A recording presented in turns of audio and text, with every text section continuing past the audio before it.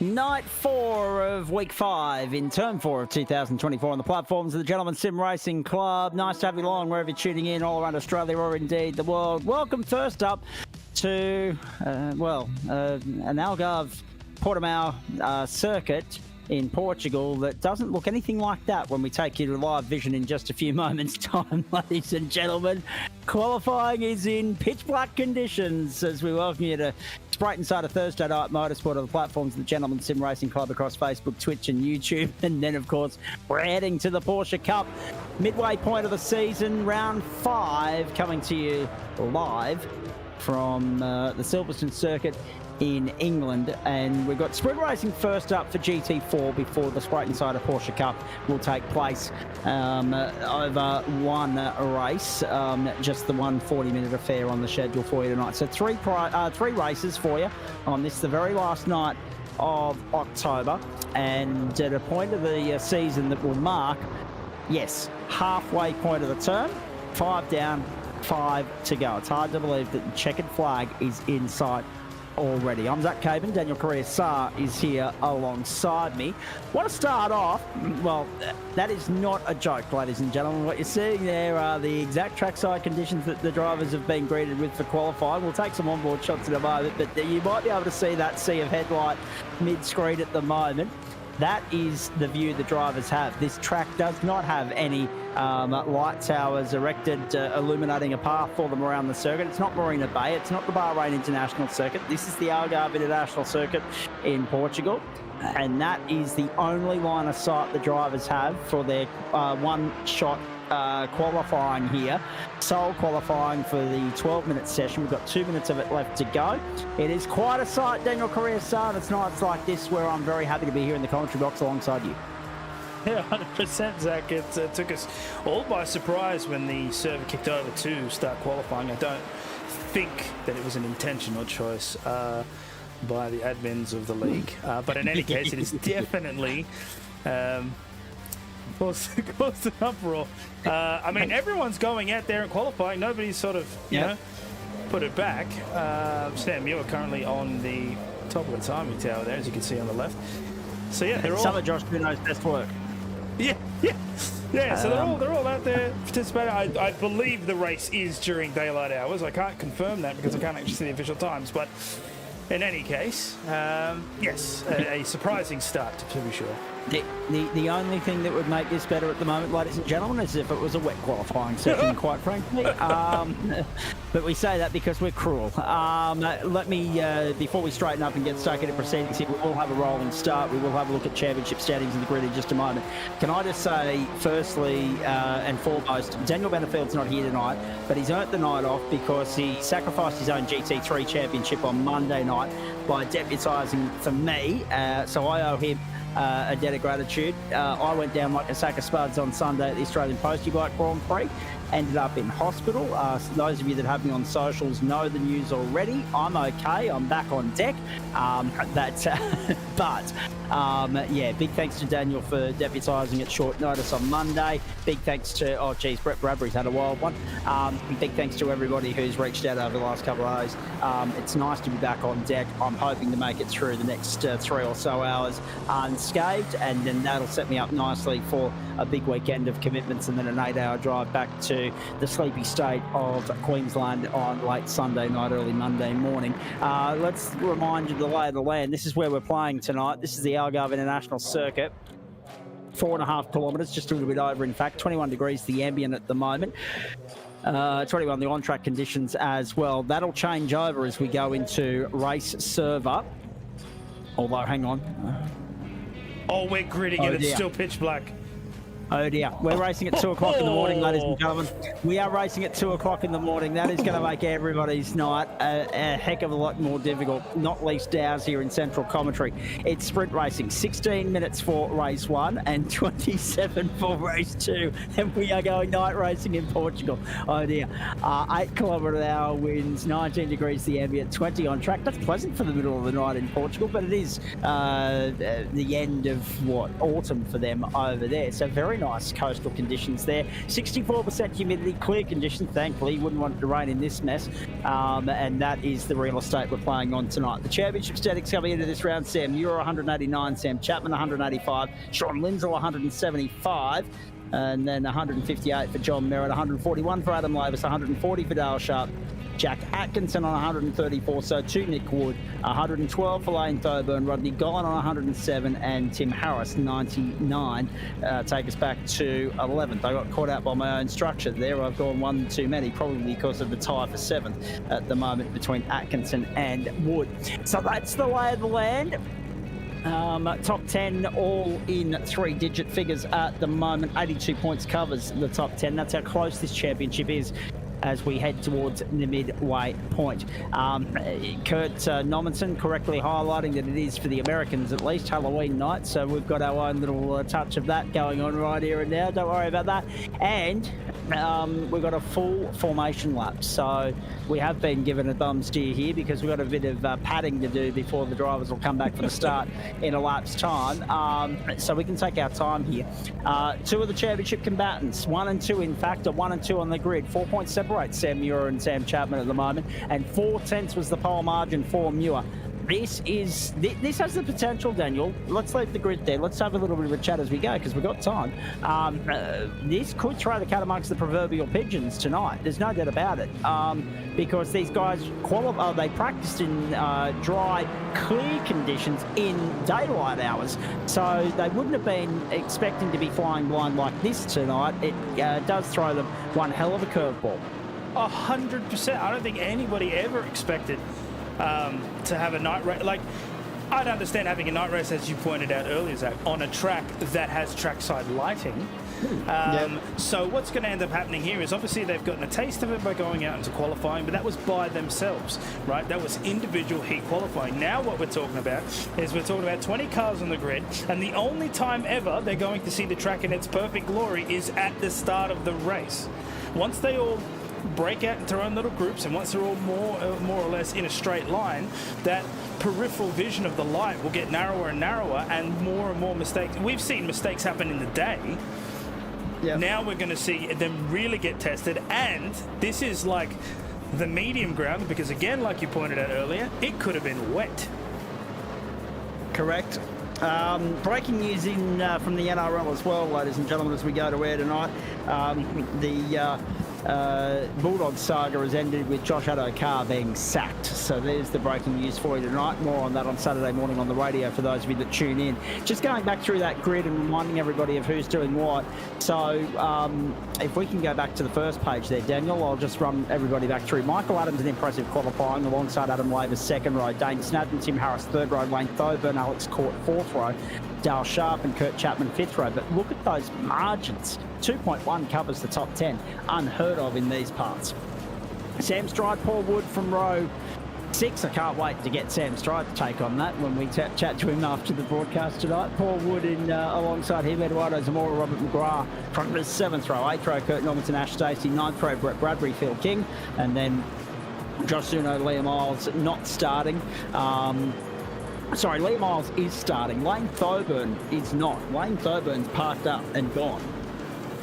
Nowhere to be seen. So we're down to 19, it would seem, which is an interesting start to proceedings here. Sean McClure looks to be the beneficiary so far. He was, according to my timing sheet, 21st. And Lane Thoburn from 7th on the grid, not starting. Parked up and done. That is disappointing. This is a tricky circuit at the best of times, folks. I'm excited to see what happens in the second race when they've got to try and divide and conquer with the invert in the dark.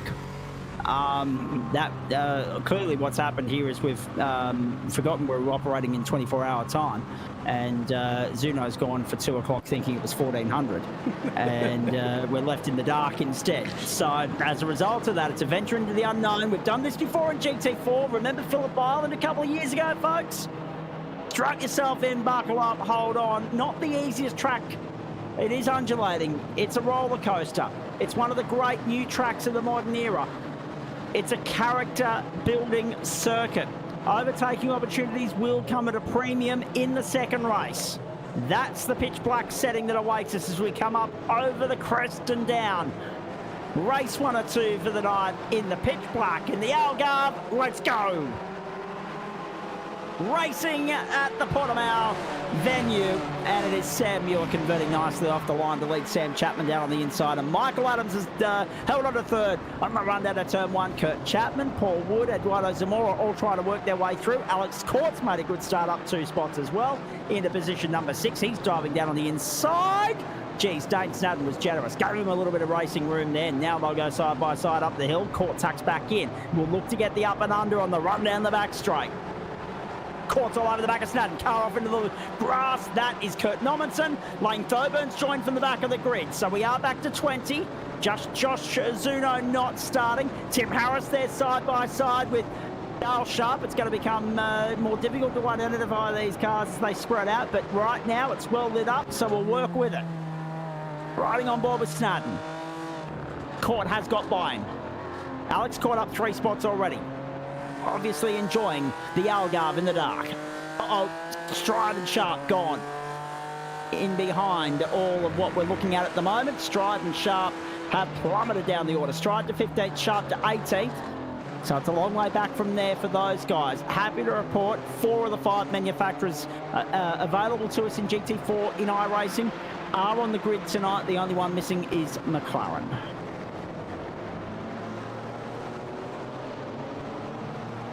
Good start, clean start. Lap 1 of 9. So even though we chewed up a bit of time on the warm-up lap there, we will get our full elapsed 9 laps, provided that we get back to the line and get the 9th one started before the 16 minutes expires. So 16 minutes for the first race, 27 for the second, and now the games begin.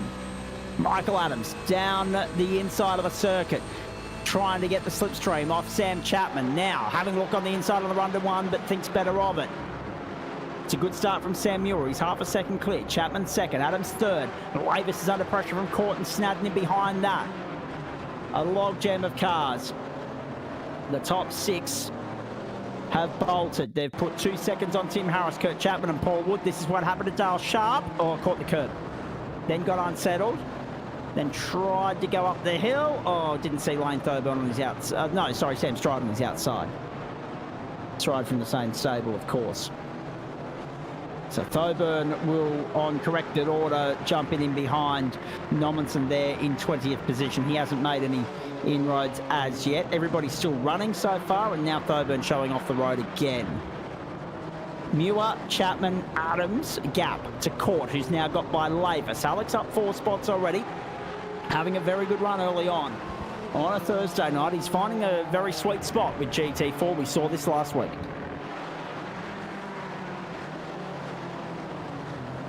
Yeah, the gaps have started to expand as we come up to the second lap.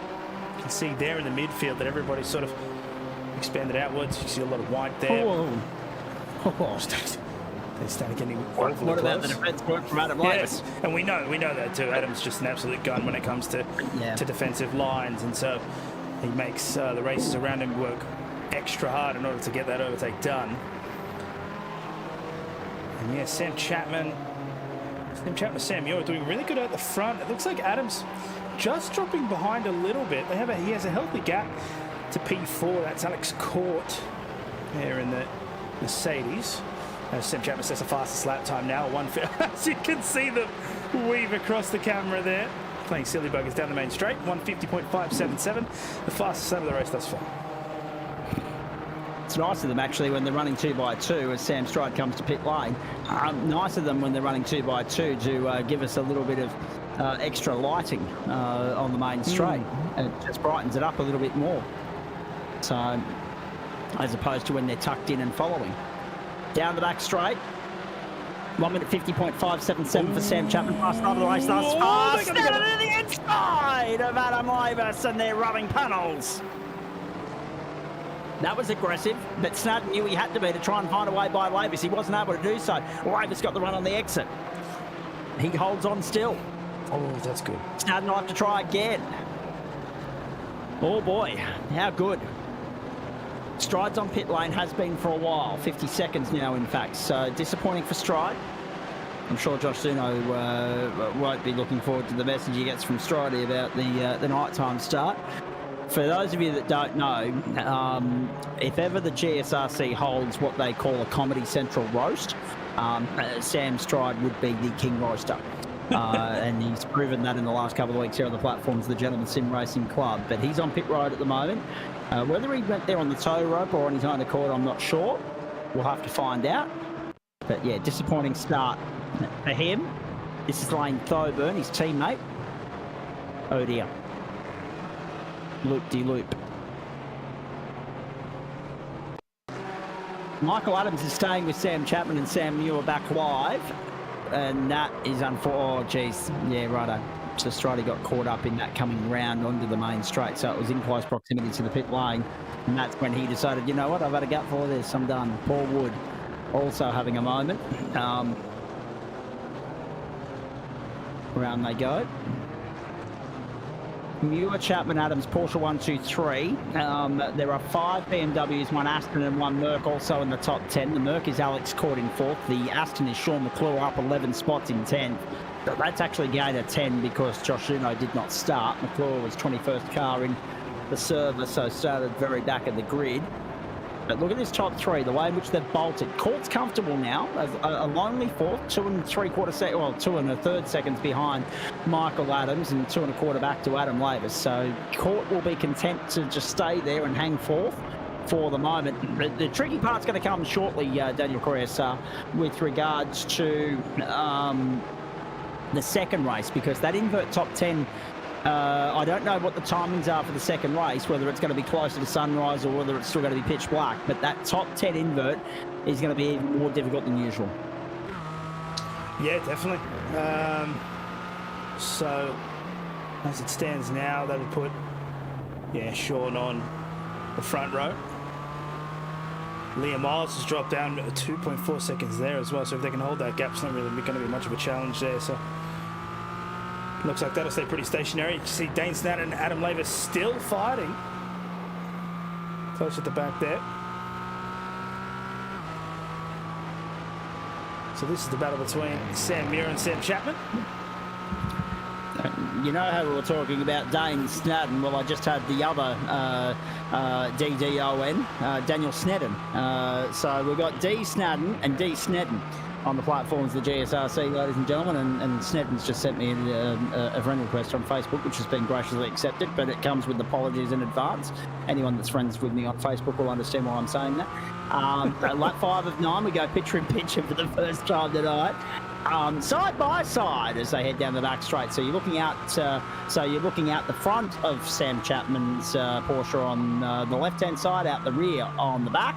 So you can see the sea of headlights that is Michael Adams and... actually, no, sorry. We're looking out from Sam Muir back to Sam Chapman, and we're looking from Sam Muir out to... Sam Chapman out to Sam Muir. I know what I'm saying. I'm just struggling to say it. So, yeah, you're getting a good indication as to how close Chapman is to Muir, but also that sea of headlights, which would be distracting. If that was the highway and it was real world stuff, that'd be ultra distracting. I don't know what it'd be like for the boys in the cockpit, in the sim itself, but it would be distracting and off-putting for me, I can tell you. Back live, lap 5 of 9. Sam Stride's still sitting on pit lane. He'll be there for a while. So Josh Zuno's just been frantically going through and checking the rest of the servers for the rest of the season for GT4 to make sure the timings are right. Oh, the poor bloke. He does a great job, there's no doubt about that. He is the reason we can do picture-in-picture on a Thursday night as well, folks. Yes. We have gone night racing before. I think it was one of our great former members, Jared Daly, that set up a server at the island in the dark. I haven't seen Dales around for a while. I hope he's doing well. But yes, this is not a venture into the unknown for GT4. We have been here and done this before, just not at this venue. It was Phillip Island of all places. Thankfully, it was before rain servers were a thing, because that would have been very, very sketchy. We're riding on board with Adam Lavis. We got Dane Snadden out the front. So Lavis in the BMW, Snadden in the BMW. This is the battle for the lead BMW in the field tonight. There are 6, 7, 8 of them. Sam Strider will be starting 20th for the next race. Adam Lavis dived deep, but Dane Snadden did enough to hold on there. They've got Tim Harris for company too, but the rest of the field's fairly well spread out. Ash Stacey and Brett Bradbury's an interesting battle to have a look at. We've picked it up right on cue. Stacey to the inside of Bradbury. They're still side by side. Just something I was going to mention too. I just forgotten while we were having a look at the side-by-side pictures, but that move that Snadden did on the Lavis early on in the race, quite aggressive down the inside, it gave me SVG vibes with just the little contact and pushing around corners that he was so notorious for back in the supercar days. It didn't work for him as well as it does. It did for SVG. No. But at some point throughout the course of that, he did manage to get in front. So what's curious, I don't think, knowing Adam Lavis like I do, I don't think he's the type of person to do that in kind. He seems to be a lot more cleaner, let's say, when he goes to make his overtaking opportunities, but he's only got 3 laps to do it, so he better hurry up. At 3 minutes to 4 a.m, I think it is. No, 3 minutes to 5 a.m, because daylight saving only finishes over there this weekend on the east coast of America. It's good morning to you, Antonio.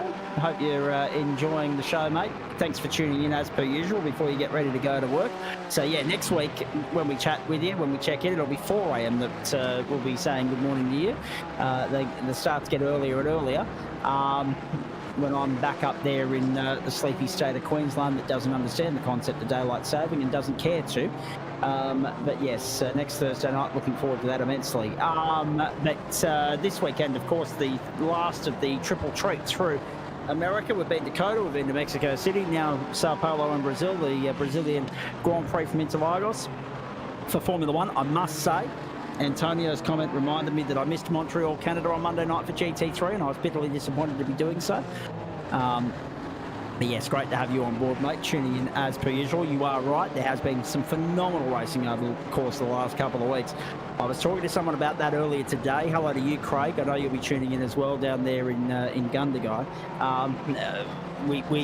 I'm not sure that we can keep up this tempo, this intensity. If we can continue it for 10 weeks, we always have a dud week. Somewhere in the 10 we have a dud week, right? Whether it's as a collective or whether it's just 1 or 2 individual races. We always have a dud. But so far this season we have been dealt a magnificent card with regards to the circuits, the formats, the racing, and the turnout of drivers competing in them. So long may that continue, because we've had a phenomenal season thus far. Here goes Dale Sharp down the inside.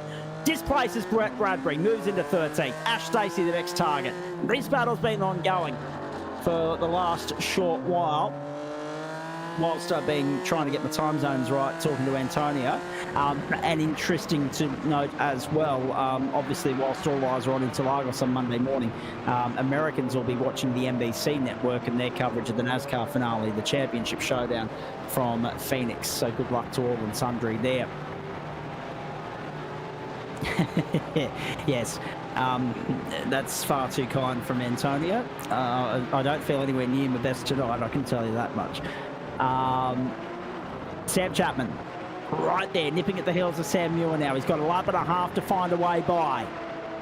We're racing, we're dancing in the dark as we tip the hat to one of the greats of American music, Bruce Springsteen. We're dancing in the dark in GT4 in Portugal. One of the great seaside countries of the world. And we are riding with Sam Chapman, chasing Sam Muir. They've gapped Michael Adams, who will consolidate third. Alex Court's fallen into the clutches of Dane Snadden and Adam Lavis and Tim Harris. They've all caught Cordy. So we need to have a look at that in a few moments' time as well. But right now, we focus on Chapman and Muir, because this is the championship showdown right here. The top 2 in the fight. Pressing on. And proving why they're 1 and 2 at the moment as we get ready to invert the top 10. There is Sam Chapman. White flag will be in the air one more time around from the Algarve International Circuit. Porsche 1, 2, 3. A little bit of chopping and changing behind that. Liam Isles up 10 spots, displaces Eduardo Zamora. Isles moves to the invert spot. That's important to note. Into 10th goes Liam Isles. We go side by side. We pick up Adam Lavis. We look at Dane Snadden to the inside of Alex Court. Finally, we've got our 7-sport mega wall just the way we like it. Have a look at this. Down the inside to turn 1. Snadden ducked back in. Chapman's lost toe with Muir. Muir's holding on for the moment. You go back to the right-hand side. You got Lavis all over the back of Snadden. So Snadden's got himself there in the position to have a crack at Alex Court. But Alex hasn't made a mistake. You get the feeling that he needs to make one for those guys to get a sniff. Tim Harris has fallen off the battle. He'll consolidate 6th or 7th, and it'll give him a 4th place start for the next race. And Sean McCullough's just displaced Liam Miles again as the battle for 9th continues, and that is the invert position. Eduardo Zamora's dropped well off that. Dale Sharp's on his tail at the moment, but they are fighting for a 6th row starting spot. Lane Thoburn's got back out there and has got back by Robert McGrath. McGrath now 19th and last in the running order. Sam Stride still watching from pit lane. We wait to see whether he'll join the grid for the second race. In the meantime, Chapman throwing everything he can at Muir, but it won't be enough. Muir will do enough to hold on at this rate. Only a mistake will invite Chapman back into it, I think, and look at Court withstanding the pressure of Snadden and Lavis as well. Have a look at this. Defensive line, beautifully done by Court. Lavis had a little bit of a bow peep there, trying to get by Snadden, couldn't do it. Sean McClure's just dropped out of the top 10. That promotes Eduardo Zamora to the invert. Onto the main straight, checkered flag, done and dusted for Sam Muir. He extends the championship lead gradually. Michael Adams home for 3rd. Court is going to do enough. From 8th to 4th, Alex Court holds off that trio of BMWs, Snadden, Lavis and Harris. Kurt Chapman in for 8th. Liam Isles is going to come home in 9th. But now look at this. Dale Sharp's right there as well with Eduardo Zamora and Liam Isles. And Liam Isles has dropped out on the run to the checkered flag. Can you believe that? Liam Isles drops to 11th. Photo for 14th. It was Bradbury getting 13th over McClure. Stacey came home in 12th, but Dale Sharp gets 10th. What on earth has happened to Liam Isles on the final lap? Eduardo Zamora looked like he had 10th. Poor old Liam Isles was up 10 spots. He's now dropped out of the 10. He's come unstuck on the run to the checkered flag. We've lost the ability to go to the replay there because it's immediately clicked into warm-up mode. And all of a sudden, Liam Isles was staring down a front row start, 1st or 2nd. Eduardo Zamora now has 2nd because Dale Sharp has displaced Isles. And Isles is on the outer in 11th, and Sharpie's going to lead us to green. What an incredible stroke of luck for Sharpie after how his race started. Jeez, hard to pick all that apart. It is. What the hell is going on here? Jessica makes a magnificent point. Thank goodness for the headlights of the cars, or otherwise we were up the creek without a paddle and then some. Sam Muir and Sam Chapman, the race winners. Michael Adams rounded out the podium. Porsche 1, 2, 3. Alex Court, Dane Snadden, Adam Lavis. Then Tim Harris, Kurt Chapman, Eduardo Zamora and Dale Sharp, the top 10. Liam Isles, 11th by 0.2 of a second. He'll rue that. Stacey, Bradbury, McClure, King, Normanton, Wood, Thoburn's, then McGrath and Stride made up the running order. Stride will be listed as a DNF. McGrath will up down. Oh boy, what drama. Magnificent stuff. Just the way we like it on a Thursday night. These are the platforms of the Gentleman Sim Racing Club. We do it with thanks to, just to prove that we're on air at the moment because you can't see a bloody thing at the moment. There you go, you can now. Big thanks to these people because without them none of this happens. Spreyton Cider, Waste Options, Orbic Australia, Bowens, The Builder's Choice, JJZ Constructions, merch.tgsrci.com, Amwave Australia, and Flash Graphics. This actually, Daniel, I want your thoughts on this, right?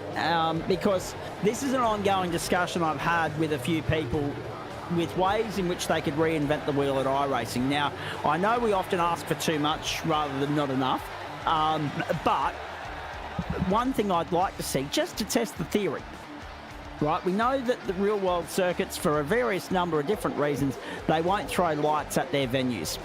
In the European summer, you don't need them. It's light till 9 o'clock at night. Hello, Queensland, by the way. In the winter, doesn't matter because they're all on their summer break. No, you know, for us, it's a summer break. For them, it's you know, they've packed the toys up, they've locked the garages, they've gone off to see their families, just to let them know they're still alive. We'll bring the grid up for the second race in just a moment, and it is still pitch black, ladies and gentlemen. Have a look at that. Beautiful. A double dose of Halloween nighttime delight. Beautiful. Just the way we like it. So Sharpie's going to lead us to grid in a moment, but we've got a full formation lap to get through. So there's a couple of things here. One, because the formation lap is not included in the race time, we do therefore have a lot less time to get through the post-race show at GT4 before we bring you straight inside of Porsche Cup racing, ladies and gentlemen. Porsche Cup racing coming up top of the hour, 9 o'clock Eastern Daylight Time, 6 a.m. on the east coast of America, 3 a.m. on the west coast, 11 o'clock in New Zealand, 6 p.m. on the west coast here in Australia. You can work it out wherever else you are. But it's GMT plus 11 for those of you playing along at home. But I am all for, because we talk about the realisms here and we talk about the fact that, you know, there are still some things that just aren't there in the realism front. We're as close as we're ever going to be. The team at iRacing continue to improve all the time. It's fantastic, right? But one thing I would like to see, just purely because of what we're seeing here, is artificially iRacing goes in and manipulates all the venues so that the tracks that we'd like to see, what they look like with lights, they throw some lights at it. I mean, it would certainly avoid embarrassing situations like this. But I guess not everybody's all for that because, well, that would take away from the realism of it. But let's be real here. If we're not using the technology to our advantage to test what these tracks would look like with lights, or, you know, at least exercise the technology we have to give us that opportunity, then what are we doing? Yeah, I can see the argument for sure. The big hurdle there is the fact that iRacing, its mission is very much about bringing reality into sim with as little creative license, let's say, as possible. But you're right in the sense that, yeah, it's a sim. Not the whole point, but one of the aspects that you get from sim is that you can experiment with your wildest dreams pretty much, and that's what we see with platforms such as Assetto Corsa, Automobilista, and the like. So I wouldn't be against iRacing to go in and provide a modification like that, to go in and give lighting to tracks that otherwise wouldn't have them. But I can understand the stance of, if it's not there in the real world, then we're not going to put it in our game. No, because there's plenty realistic about doing a GT4 sprint race at what time of the morning are we? Give me a minute. 5 a.m. There we go. We're racing into the daylight, ladies and gentlemen. You might see a semblance of sunrise at the end of this race. Fantastic stuff. There's the grid for you, folks. Dale Sharp, Eduardo Zamora, the front row. The second row is Kurt Chapman and Tim Harris. The third row, Adam Wavis and Dane Snowden. The fourth row, Alex Court and Michael Adams. The fifth row, Sam Chapman and Sam Muir. Sixth row, Blair Miles and Ash Stacey. Seventh row, Brett Bradbury, Sean McClure. Eighth row, Phil King and Kurt Normanson. Ninth row, Paul Wood, Lane Thoburn. 10th row, Robert McGrath and Sam Stride.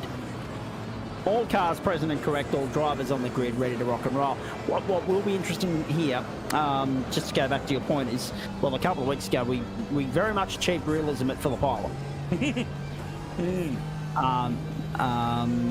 No doubt about that. We definitely copped realism at Phillip Island because it was monsoonal and then some. In fact, what impressed me most was the puddles that were forming on the side of the circuit. You could go and jump in them until your heart's content. Like, it was magnificent. So we've had, you can't tell me that we haven't delivered in every sense of the word, ladies and gentlemen, this season, because we've given you just about every single aspect we're capable of. Wet weather at Phillip Island to nighttime racing at the Algarve to everything in between. It's the best of all worlds on the platforms of the Gentleman Sim Racing Club across Facebook, Twitch and YouTube, and we are now ready for race 2 of round 5. Race, what are we, 2, 4, 6, 8 of the campaign. Let's go. Race 8 of the season is underway. Beautiful start from Dalshark, converted off the line nicely. He's had a win here before in GT3. He'd love nothing more than have a win here in GT4. There goes Alex Court. The first one to bite the dust in the early stages as we head towards sunrise on the invert race. My goodness. Oh no, there goes Kurt Chapman as well. And more drama at the back. Cars pirouetting everywhere. Oh dear. That has severely compromised some. Robert McGrath was caught up in that lane. Thurburn, Kurt Chapman, Alex Court, Paul Wood, all caught up early on. Oh dear. A horrible start to race 2 for some of those drivers. But at the front, and the point was made, there wasn't a BMW anywhere to be seen last week. At the moment, they're 1, 2, 3, 4, 5. But it is early doors of the invert. So let's wait and see how long this lasts. We're right on board with Sam Muir. He's chasing his championship combatant, Sam Chapman. Kurt Chapman off the road again, remains 19th. It's going to be a long road back for those guys in this 27 minutes. Lap 1 of 14 for you. There will be a splash and dash element to this race. Have a look at this. Chapman down the inside, not mucking around, not waiting for a second opportunity. We know that he and Adam Lavis have history when they're that close together. Have a look at them side by side. You can see Sam Muir just waiting back patiently to see how this unfolds. And look at Adam Lavis hanging tough around the outside. Whoa, boy. There are 2 Astons out there, Trent Lavis, they are 10th and 11th, Ash Stacey, Sean McClure, they're going okay at the moment. Down the main straight, Chapman to the inside of Lavis, Muir looking to go to the inside with him as well. Lavis maybe potentially about to get hung out to dry here. No, Chapman, whoa, to the inside and Lavis still holding on around the outside. Are you kidding me? That's respect. Great start. Certainly more than what we've seen from the 2 of them in the past when they've been together on the racetrack. That's very true. Too close for comfort there, trying to get by Lavis. Trouble behind. That's Michael Adams. And Sam Muir's now got to slow down, I think, because he's just yielded. He's given way there. Liam Miles was there on his outside, but no, he's got by on the inside. That's okay. Brett Bradbury on the tow rope on the opening lap. He's on pit lane. And now we continue. Oh, jeez. Unlucky for Michael Adams. Oh, jeez. that was Brett Bradbury, I think. Wow, that was Brett Bradbury. That was very hairy. So, the early stages of race 2. Not disappointing.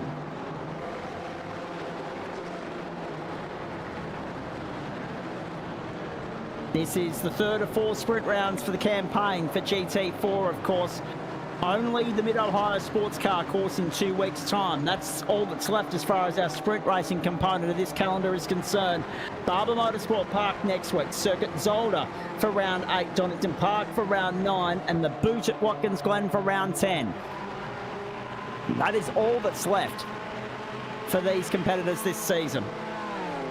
Down the main straight, Tim Harris all over the back of Eduardo Zamora. They've got Chapman for company as well. Harris to the inside. Fastest lap of the race to Dane Snadden, 151.597. Harris goes to 3rd.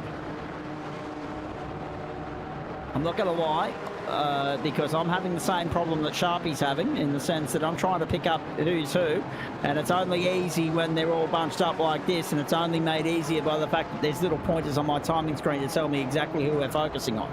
That's the only thing keeping me out of trouble tonight, ladies and gentlemen. Down the back straight, that was 3 wide. That was Muir trying to get down to the inside of Paul Wood. No, Adam Lavis, in fact, sorry. Have a look at this. Muir gets down the inside, gets both of them, I think. He wanted to get Zamora as well, but Zamora forces the issue on the exit and runs with him side by side. Muir to try and sweep around the outside to go to P5. Thank you very much. What about that from Sam Muir? Championship defining moments here for both Chapman and Muir. Zamora took the curb and then some. just behind there. I'll see if I can actually go back and find that. If you see Liam Miles got down the inside, really aggressive here on Adam Lavis. It looks like he might have just got the job done. He will have to sacrifice some speed, take it that inside line. So no, yep. Lavis will. Oh, but the switchback possibly. Up and under? No. Oh boy. Josh Zuno reckons that if Harris finishes second in this race, it might be an omen for next Wednesday, which is not a bad indication. We're looking forward to next Wednesday, of course.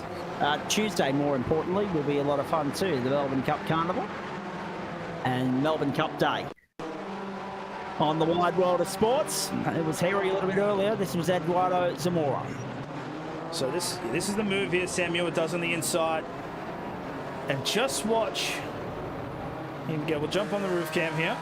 So Sam Muir from the left. And then Eduardo Zamora tries to hold in hard. Here we go.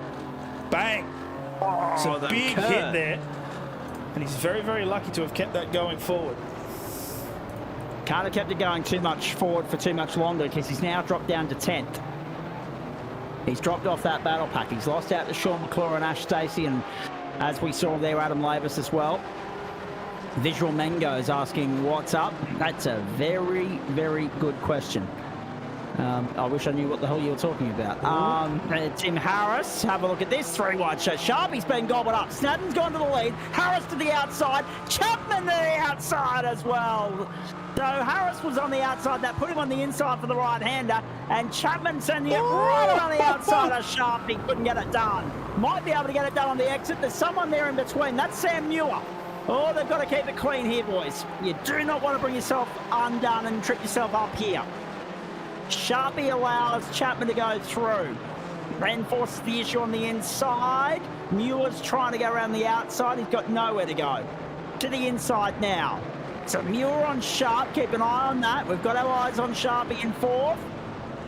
And he goes deep. He opens the door. Muir looks to take the invitation. But Sharp's got him back.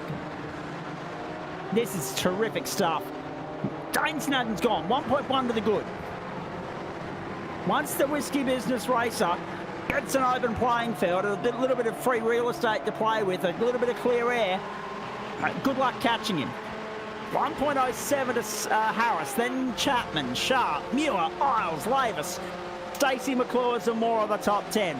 You notice as well, folks, that we've been updating our side-by-side offering. Picture-in-picture, so that you can still see the totem pole, still see what's going on. Sharp bowls it wide at turn 1. Here comes Muir. Muir's got Isles all over the back of him like a cheap suit as well. Isles goes to the outside. Muir and Sharp opted for the inside running. Through they go once more. Snadden, Harris, Chapman, Sharp, then Muir, Isles, Lavis. Top 7 doing well. Oh, Muir to the outside. He had 2 wheels in the grass. Trying to get by Sharpie. Bowls it deep. Sharp goes tight. Muir gets the run on the exit and goes up to P4. How good. Great charge from the championship leader. It's on in earnest here. The racing's red hot. Porsches from Silverstone to come. Will we continue that trend of having 40 plus on the grid? You'll find out. 9 o'clock Eastern Daylight Time. The Porsche Cup from Silverstone. First of a 2-week swing through Great Britain for that championship, of course. Next week, Brands Hatch. We'll bring that to you 9 o'clock Eastern Daylight Time as well. You can tell with Dadden leads.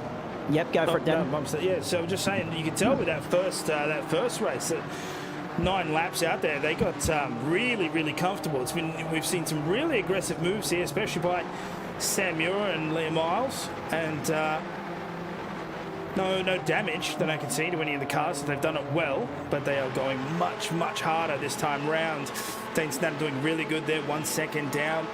Well, up, I should say, on Sam Chapman here. Sam Chapman, 7 positions gained. He absolutely manoeuvred that Porsche through the field there, unfortunately leaving Muir to fend off with the guys behind. So now Sam's going to have, or Sam Muir, I should say, is going to have a little bit of a hard time trying to get past Tim Harris in the Beamer, while Adam Lavis is still sticking to the back of Isles here. And it looks like Sean McClure is just coming up into the back of Stacey there in P8. And Zamora will be looking for an attack soon on Sam Stride for P10.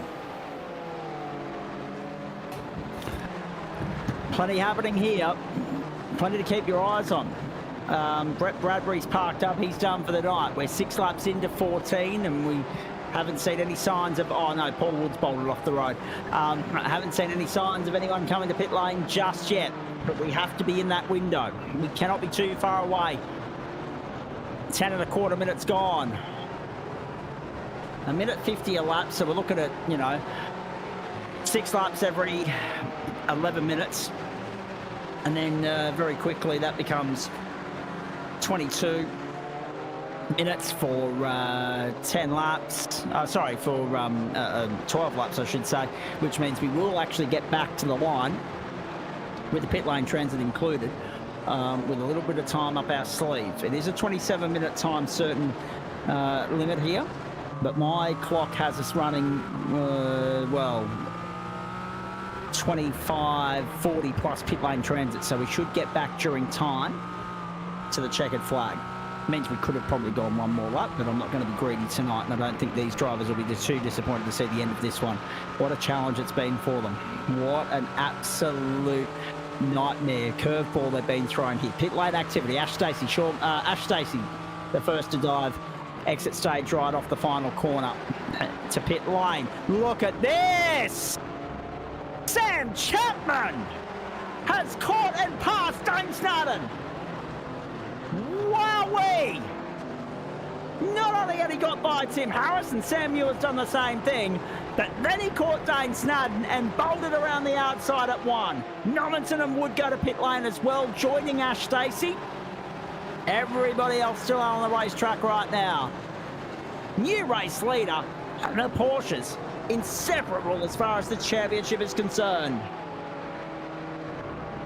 And Chapo last week, that was a magnificent drive to notch up his second race win of the season. And no surprise, Daniel Correa, that he's won both the invert races so far this campaign. Yeah, no, he's we see it. We've seen it in so many races before, and we know that Chapman has that aura where he just, I don't know what it is, but like he just works through the field like hot knife through butter, you know. Sometimes, and you know, when the cars look like a Formula V, he tends to get mixed up in a lot of incidents. But I mean, in the GT4s, yeah, just insane, right? Just the speed at which he can cut through. Look, Sam Muir still, he's right there, and we've still got half the race to go. So this is by no means over. But Sam Chapman's done a really good job so far, and if Dane Snowden puts up more of a fight to Sam Muir, Chapman might be able to break away. The only problem is this is a big, long straight, and the draft is incredibly powerful. Indeed it is. Especially down the main straight.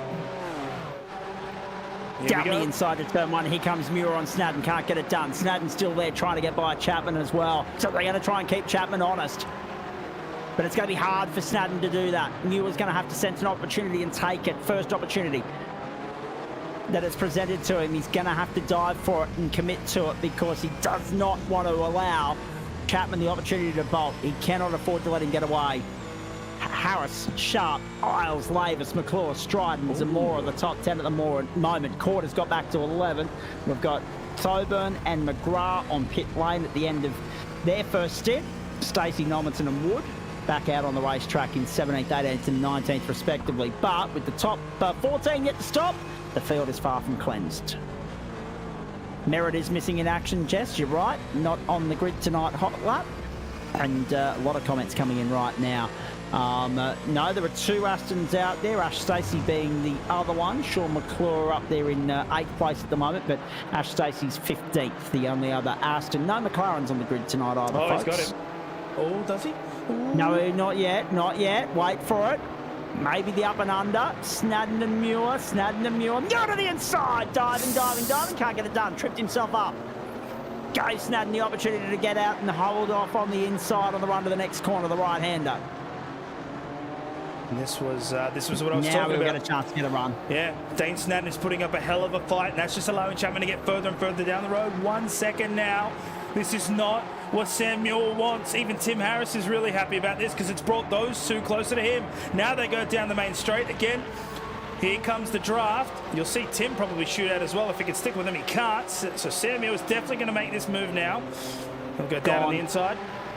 All Goodbye. Right. So that box ticked. Sam Muir to second.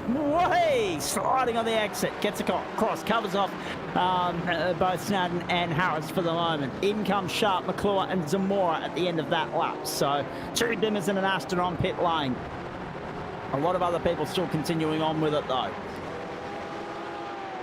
Top 11 yet to stop. The only 11 yet to stop. So the field is a little bit disjointed and it's a little bit out of whack just until we cleanse this pit cycle. Porsche's coming up. We're at the 15 3/4 minute mark of this second race of round 5, 8th race of the campaign for the Porsches. 4 sprint rounds as part of their championship, so only 6 races left in the campaign, only 1 sprint round to go. That's all to look forward to from next week. Can you believe we're at the halfway mark of turn 4 already, folks? It's quite extraordinary. Liam Miles, 5th place at the moment, going well. Tim Harris is his next target. He's fending off Adam Lavis. Sam Stride's having a good run, up 13 spots in the McLaren so far. Alex Court, after that early race incident, is sitting 8th, just ahead of Michael Adams.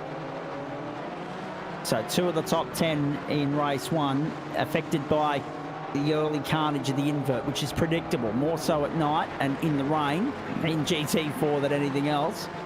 That was always going to be hairy because your peripheral vision among other things impacted tremendously by the changing conditions to night time. Here comes Liam Miles to pit lane.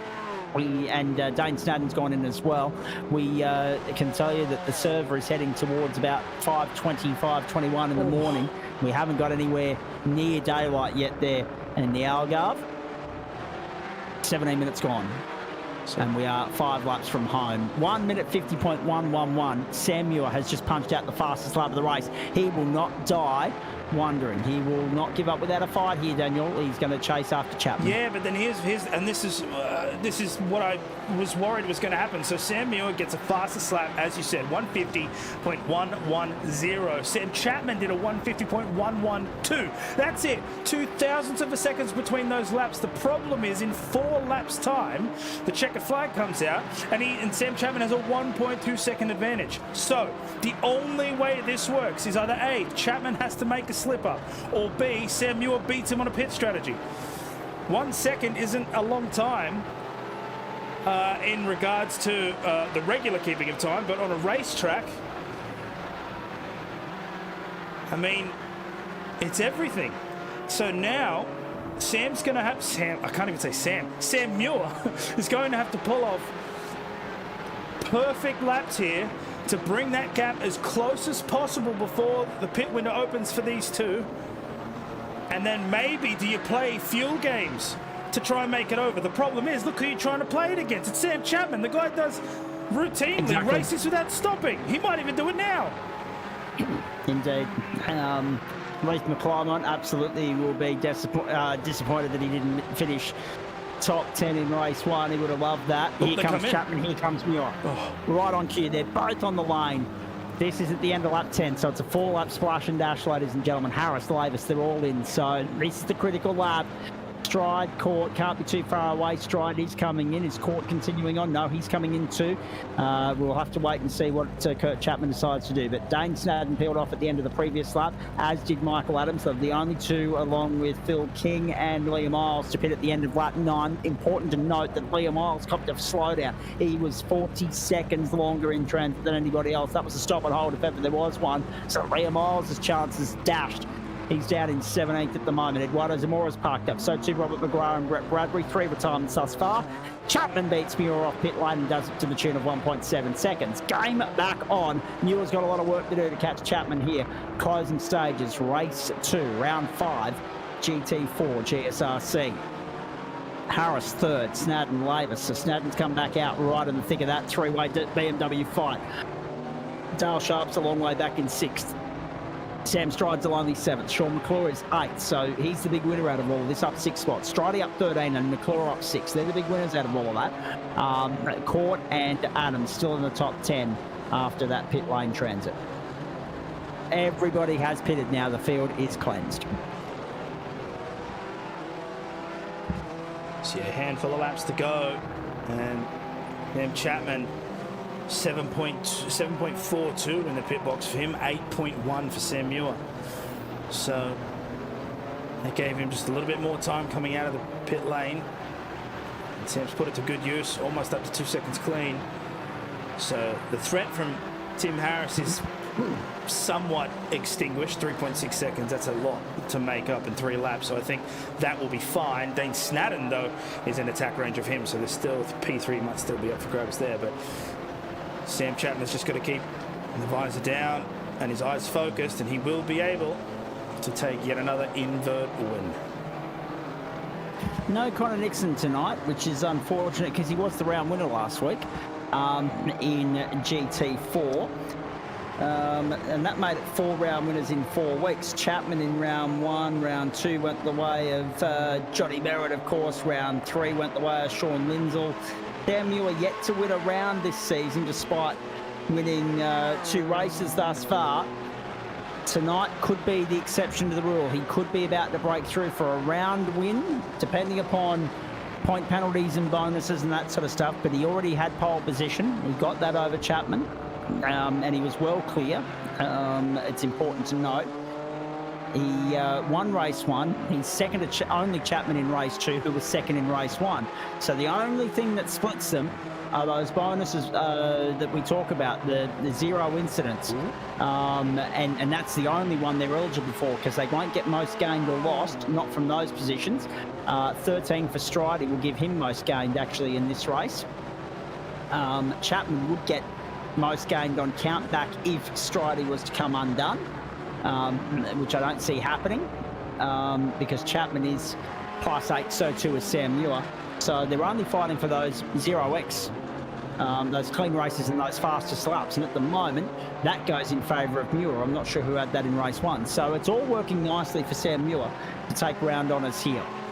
Lap 12 of 14, you can see our totem pole working overtime down there on the bottom of your screen now as we go side by side. We do so having a look at the battle between Paul Wood in 10th place. Michael Adams, I should say. No, Paul Wood in 16th place on Phil King, and Michael Adams in 10th on Alex Court in 9th. So left is the lower battle, and right is the higher battle. Court's fought his way back into the top 10 very nicely here, but still will rue what might have been. From 7th on the grid, he had a good opportunity there, did Alex Court. It went belly up. Very early on, cold tyres got the better of him, as the Merc tipped the hat to Porsche and said, we can slide out from under you as well.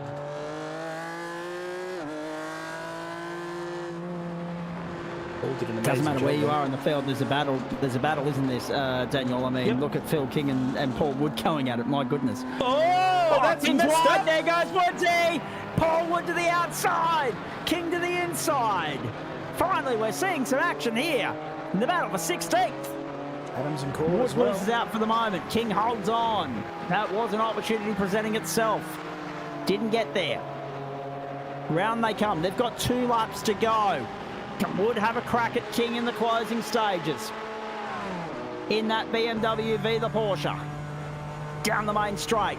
Wood's right there, pulls out of the draft, will go for it under brakes. Paul Wood's going to 15th on the inside of the run down to turn 1. Got him. King will give him racing room as well. Very nicely done. Good etiquette that. And Michael Adams has lost out to Alex Court as well. Hasn't been able to find a way by the 028. So that's a Mercedes versus Porsche battle. So we've got Mercedes v Porsche and Porsche v BMW at the moment. The 2 battles have been keep an eye on. And we will have a look at Sam Chapman in just a few moments, coming to the white flag for the last lap. Although that being said, I would hazard to guess that you won't be able to see Barney this morning. He'll be MIA. He'll be there, but he won't be visible. There's no light tower in that flag marshal point and post and stand. It's done. You might see the white flag flying. It might be bright enough, but I doubt it. Let's see. Let's wait and have a look. Down the main straight. It might light up for us. Have a look. Yes, it's there. Yeah, it's very nice. It is flying. 1 to go in the Algarve. Sam Chapman, a beautiful performance this. It'll be 3 sprint race invert victories for him in as many attempts this season. Beneficiary of the contact between Louis Greathead and Sean Lindsell at Willow Springs. Of course, strategically pulled off a masterstroke last week at the Hockenheim Ring, and will tonight beat Sam Muir at his own game on merit, on pace. And this championship fight will be well and truly alive with 5 rounds to go. 4 points separated them coming into this round. Muir might be able to just gradually increase that, but it will be single digits, I would imagine, going into the next suite of races, given that Muir has ticked all the boxes he needed to and could possibly tick tonight with regards to fastest laps, etc. This is what happened to Michael Adams. He's tripped. Oh, jeez. He's got a helping hand there, has he? No, he went into the back of court. Look at that. Yeah, he so went into the back went a little too deep into the corner, and court's kind of noticed, so he steered out of it, but it still clipped him on the way through, and yeah, Adams just went off the track. I heard the sound effects in the earpiece, but I was looking at the timing monitor to see why we were looking at that battle, and it became clear that Adams is now 3.6 seconds behind Alex Court, but he's still 1.2 ahead of Kurt Normanson and Ash Stacey. But get your hands out, ladies and gentlemen, and smash them together for this bloke. 8 races so far, and he's going to have won 3 of them. I wouldn't be flashing the headlights in the pitch black if I were you, Chapo. Up onto the main straight, checkered flag is out in the air for him. It's his. It's victory. Race 8 of the season. Race 2 of round 5 of the campaign. The 3rd invert race of the championship, and they've all been won by Sam Chapman. And they'll all be relieved to get to the end of that. Sam Muir home for 2nd. He has the fastest laps to show for a good night at the office. And that will be to his benefit with regards to the championship fight. We've got one car, I think, running out of fuel there on the run to the line. Tim Harris has got the better of Dane Snadd and Adam Lavis. Then Dale Sharp, Sean McClure, Sam Stride, Alex Court, and Michael Adams, the top 10. Stride up 12 spots at the end, got passed late by McClure. Stride up 12, fastest, biggest mover of the race. Thank you, Jess, far too kind. Although we felt a little bit rusty because we were trying to pick up headlights, not cars and drivers tonight, but we seem to have got there and made sense of it, so that's the main thing. Aussie races 5, 6 and 14 in the end. So something happened towards the end, because Lane Thoburn's parked up and come undone. Thoburn's finished down in 17th. Fuel for sure. And that would be a fuel issue or a packet loss or something. He has fallen short of the finish line, so that's allowed Paul Wood to move up to 14th, Phil King to 15th, and Liam Miles to 16th. Kurt Chapman dropped to 13th in the end, Ash Stacey to 12th. Kurt Nommensen got to 11th on the fringe. On the precipice of the top 10, just couldn't break in. Michael Adams was 10th despite that late race incident with Alex Court. Sam Stride was there in 8th, as I said, biggest mover of that race, hardest charge up. But what a night that was. A night we won't soon forget, ladies and gentlemen. It's at this time of the year that there's, I think it's 10 or 11 hours. I think it's 11, Portugal. Portugal's in line with Great Britain on the time zone front. It's 11 hours, the difference between here and there. And even if we'd have aligned our real world time with theirs, we would have had more daylight than what we had there in that 2 a.m. and 5 a.m. start. Magnificent stuff. Some of the best racing we've brought you on the platforms of the GSRC has been an unscripted night race, and those boys certainly did not disappoint. Chapman and Muir split the spoils, and they'll continue to do battle in this championship fight, which will, be in Muir's favour at the moment.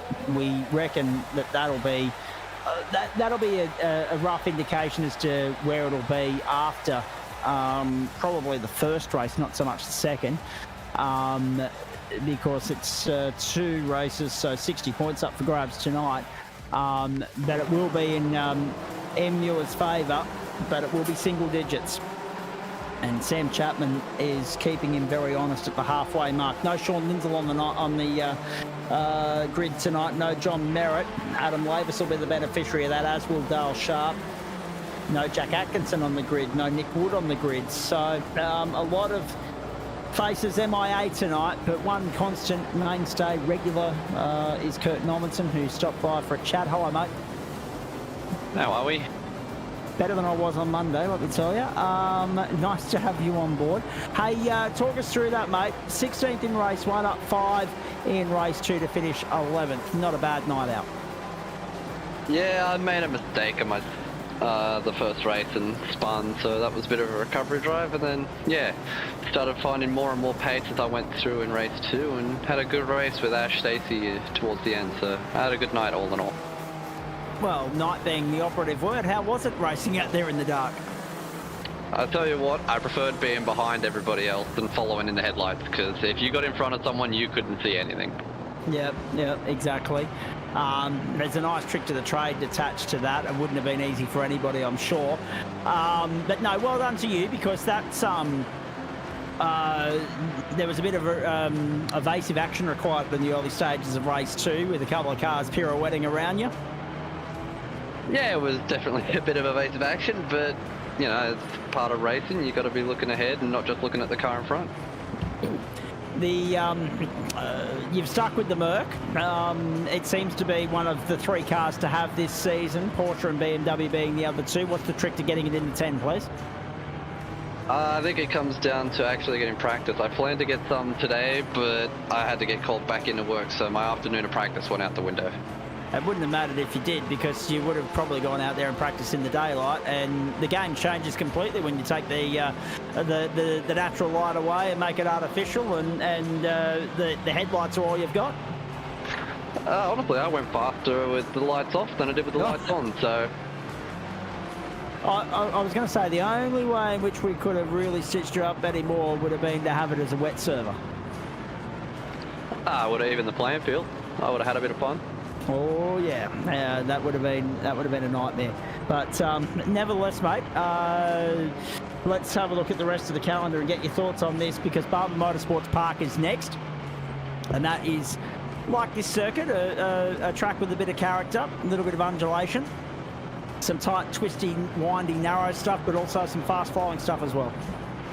Yeah, I'll look forward to it. I love the challenge of the tracks that flow but also have their tight technical sections, so should be a good one, and hopefully I'll get a bit more practice than I did for this one, where my afternoon gets taken away from me.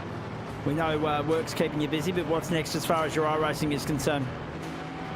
Probably maybe do an appearance in the Radicals tomorrow, don't know, but I'll be doing a charity race on Saturday night for Movember, running the Legend car around Bathurst. I know it's a great cause, and I know I shouldn't joke about it, but I went in and noticed that the old man started growing his mow, and he reckons he's doing it for Movember. I said to him, you do realise you're meant to start that, as in tomorrow, Friday, November 1. It's from the 1st to the 30th. He said, no, I don't care, I'm getting a head start. And then he comes in today at lunchtime, or yesterday it might have been, and says, no, I'm not sure how I could go with this manscaping stuff. He said the mow will be lucky to make it to November 2nd, the way he's going. But no, we wish everybody doing the annual Movember charity growth all the very best of luck. There's some horrendous mows that are grown annually, but it's all for a great cause. And I'm sure that Kurt will be able to steer you in the direction of where to donate to the cause of the charity event that he's getting around in relation to Movember on Saturday night, mate. So do you know exactly where we can chip in if we've got a spare $5 to do so? Not off the top of my head. I'd have to talk to the boys at Revolution, because they're organising the teams and that for it, so I'll have to get that information for tomorrow night, more than likely. Put it up in the club socials for sure. Good luck with the charity race. Hopefully catch up on Monday night when we go GT3 racing once more. Yeah, hopefully I can do a bit better there than I did here. Hopefully I can just turn up. Thank you, Kurt. Well done, mate. Enjoy the rest of your night. Too easy. Very nicely done. Up 5 spots in that second race. No, I mean, that's always the good thing about these sprint races, gentlemen. You get the chance to redeem yourself. If you make a mistake in the first race, you get a second chance. Sam Stride found that out. He moved up 12 spots. Kurt moved up 5. Other beneficiaries included Sean McClure up 7 spots as well. He made a mistake and come unstuck in race 1 too. So there were 3 guys at least that were able to salvage something out of the night that was after a less than ideal start to it. In saying that, a guy that's in peak form at the moment as far as GT4 is concerned is Sam Chapman. Mate, good evening to you. Well done. Just having a look here at some of the comments coming in. I know Josh Zuno was watching on and has enjoyed that. I'll have a chat to him in the intermission. But what do you make of that, please? Because that's been quite the spectacle from a commentary standpoint, from a spectator standpoint. The biggest issue we have is trying to work out whose headlights belong to who. I can imagine that it was a bit tricky to get your head around at first in a driving sense, because we went from a daylight practice to a middle of the night qualifying.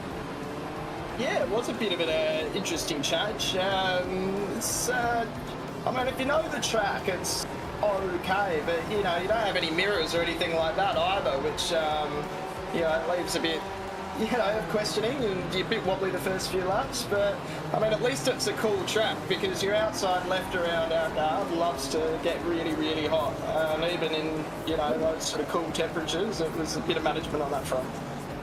Indeed, but again, something about you and these invert races, mate. You're 3 from 3 so far this season.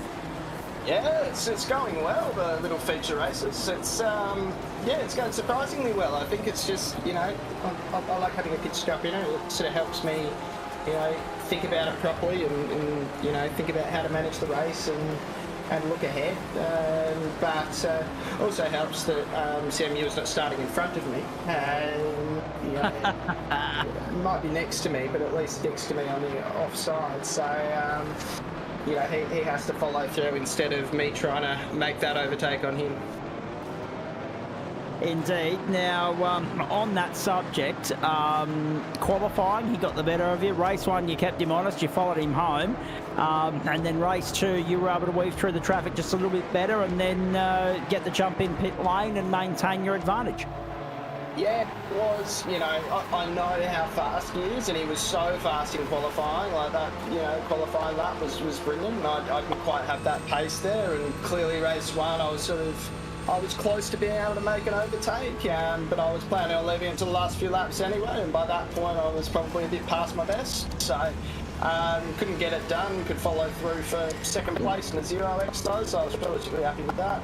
And yeah, I was looking forward to the invert race. I suppose that first race I was sort of thinking about, okay, how am I going to manage an invert race? So, I always love those. It's a case of, it's a much different operation than starting off front and just trying to get in playing laps. When you go overtake and whether it's going to lose the time or whether you should just say it's going to be fine after it's here. Keep an eye on my mirror as to where he is, and if he's flying through at the same pace, if I need to pick it up. And obviously get that pit stop right so that he can't jump me in pit lane. I ran out of fuel across the line, sort of as usual. Very happy with that.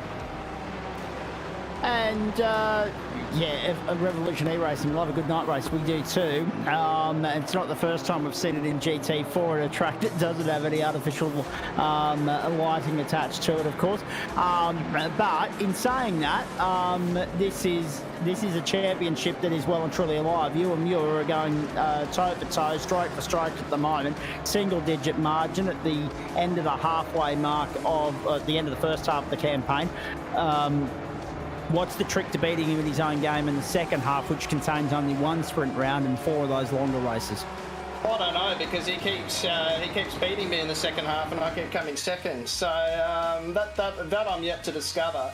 I think him having computer difficulties always helps. But yeah, other than that, I mean, it definitely helps having the other really quick guys in the service. I don't think I saw Lindsell or anything tonight, because that sort of allows, that opportunity to make up a few more points here and there as well.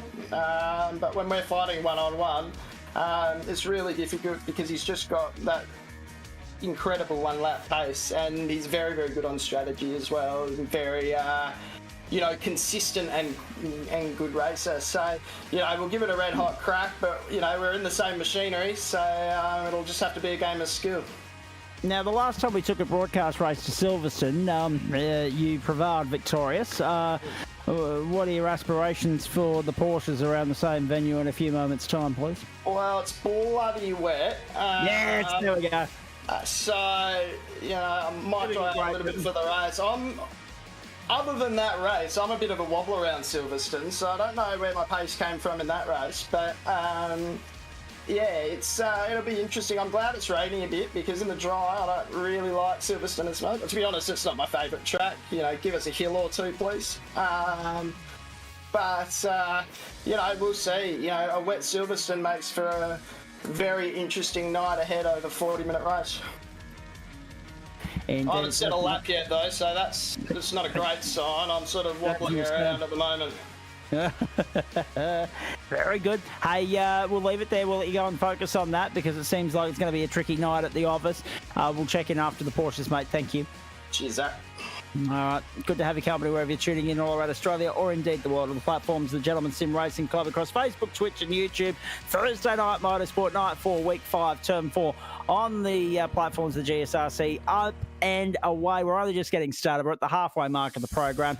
Main course on the other side. The entree's done. One winner piece, Demure and Chapman, the championship on a knife's edge. And now we get stuck into the race that will take us to the halfway mark of the Porsche campaign, and the racing there has been incredible as well. We're going to Silverstone. The wets are on. We're looking forward to seeing whether they'll stay on for the course of the race or whether we'll transition to some sort of dry conditions and what sort of spanner in the works and sting in the tail that might throw or present to the drivers that are taking to the circuit. Can't wait to see what the field looks like.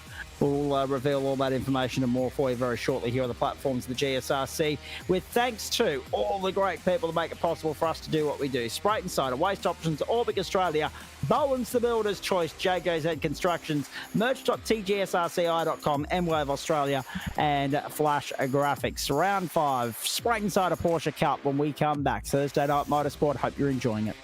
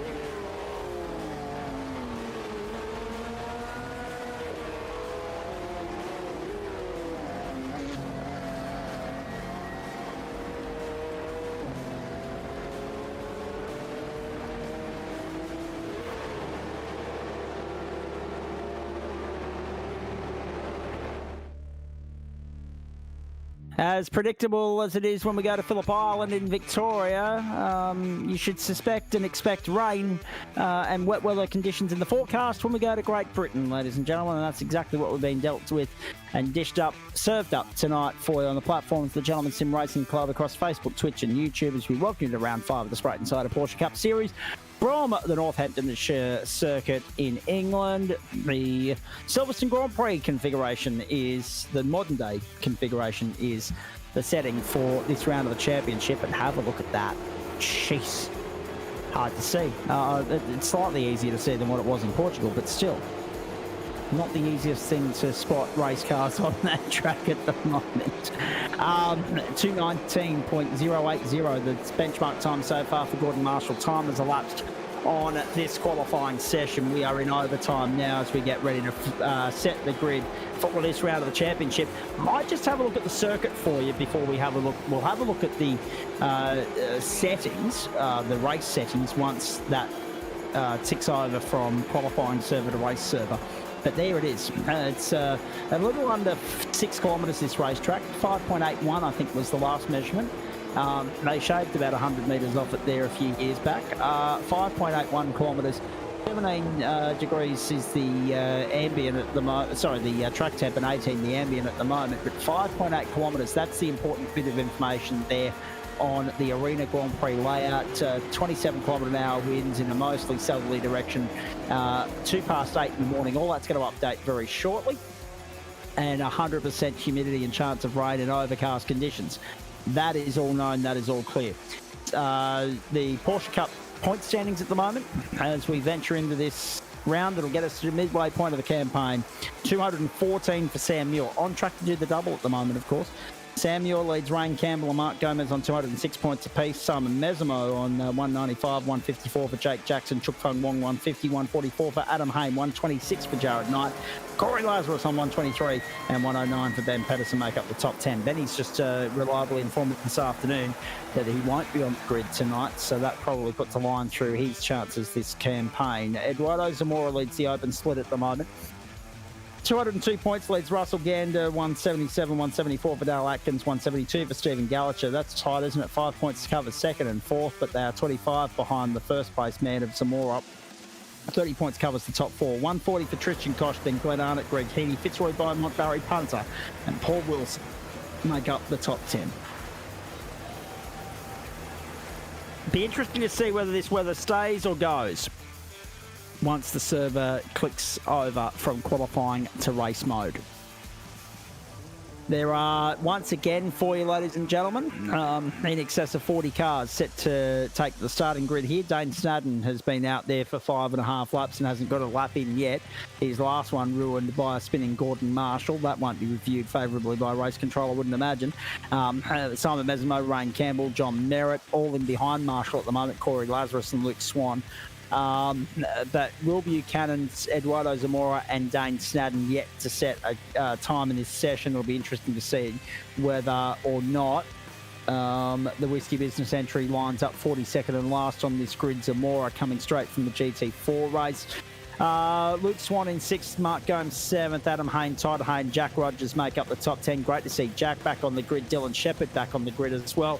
Still showing in a red box at the moment, but he should be elevated to the Elite Cup split server before too long. Once again, Daniel Correa, as is the par for the course for this season so far. As we have seen throughout the first 4 rounds, those numbers continue to climb in excess of 40 on the grid, which is terrific to see as the race server kicks in and the conditions don't look any better. No, Zach, I mean, it seems like the active rain has stopped, but I am sure, judging by how heavy that fog is, which is, let's be honest, a normal day here in England, and the fact that it is 2 o'clock in the afternoon rather than the morning, yeah, I think that these guys are going to have one hell of a 40-minute race ahead of them, that's for sure. Poor old Josh Sudo in the booth with us tonight as well, ladies and gentlemen. Just loving every single drive-by he's copped throughout the course of the last hour and a half. 2:01 local time.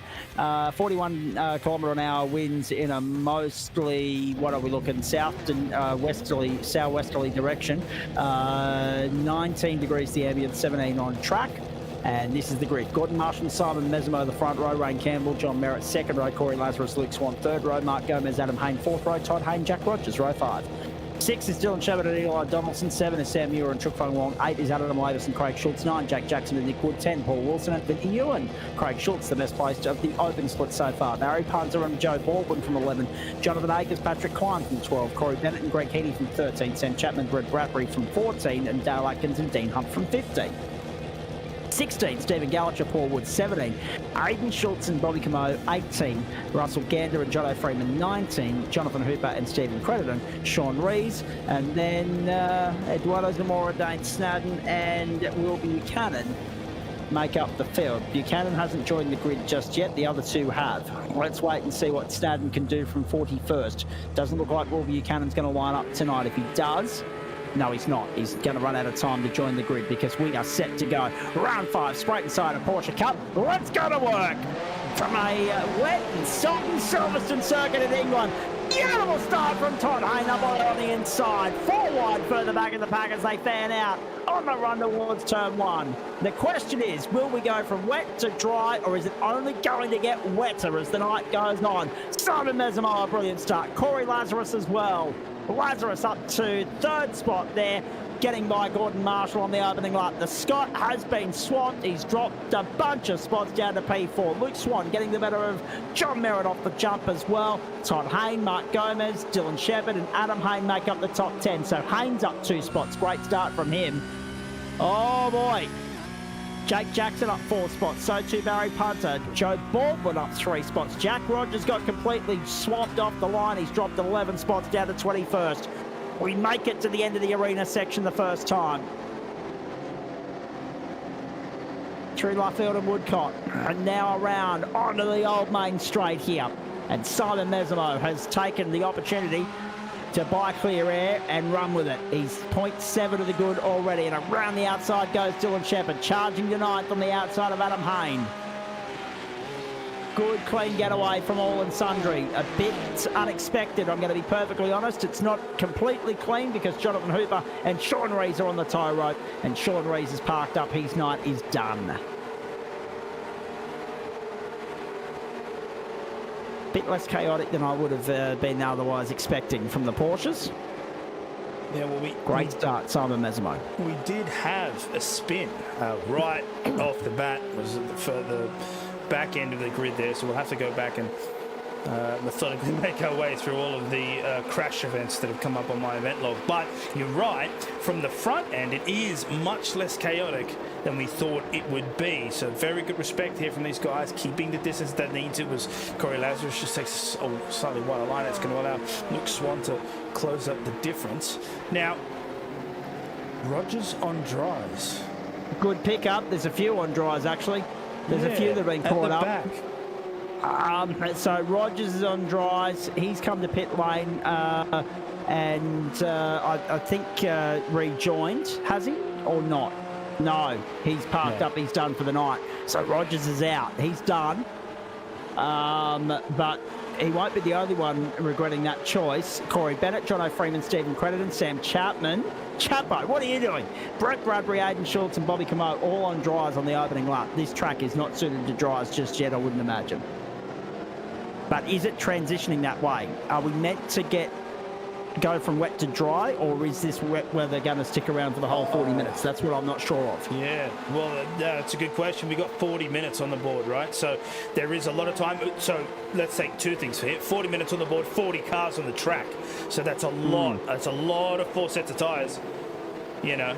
That's draining the track and drying it up and creating that dry line. So yeah, maybe the transition point is there, but it definitely wasn't at the start. So again, not sure if that was a slip up maybe for some of these guys on the transition from a quali setup onto a dry setup. They just to the race setup, I should say. Maybe they just forgot to do that. Some people maybe thinking that they could take a gamble in there. It definitely hasn't paid off, because as you can see, there's 30 people that you can see on the timing tower, and there's a W next to every single one of their names. So they're the ones that are still on track and racing. Everyone else has either come into the pit and swapped, or just being very stubborn and committing to what they've got as to not ruin their pit strategy. So they're going to be around here at a crawl. If we had a look, let's just take, for example, Jono Freeman. He's done a 253.06 that last lap, and we're talking 220s and 222s and 223s at the top of the grid. So you can see just how big the penalty is for making that mistake.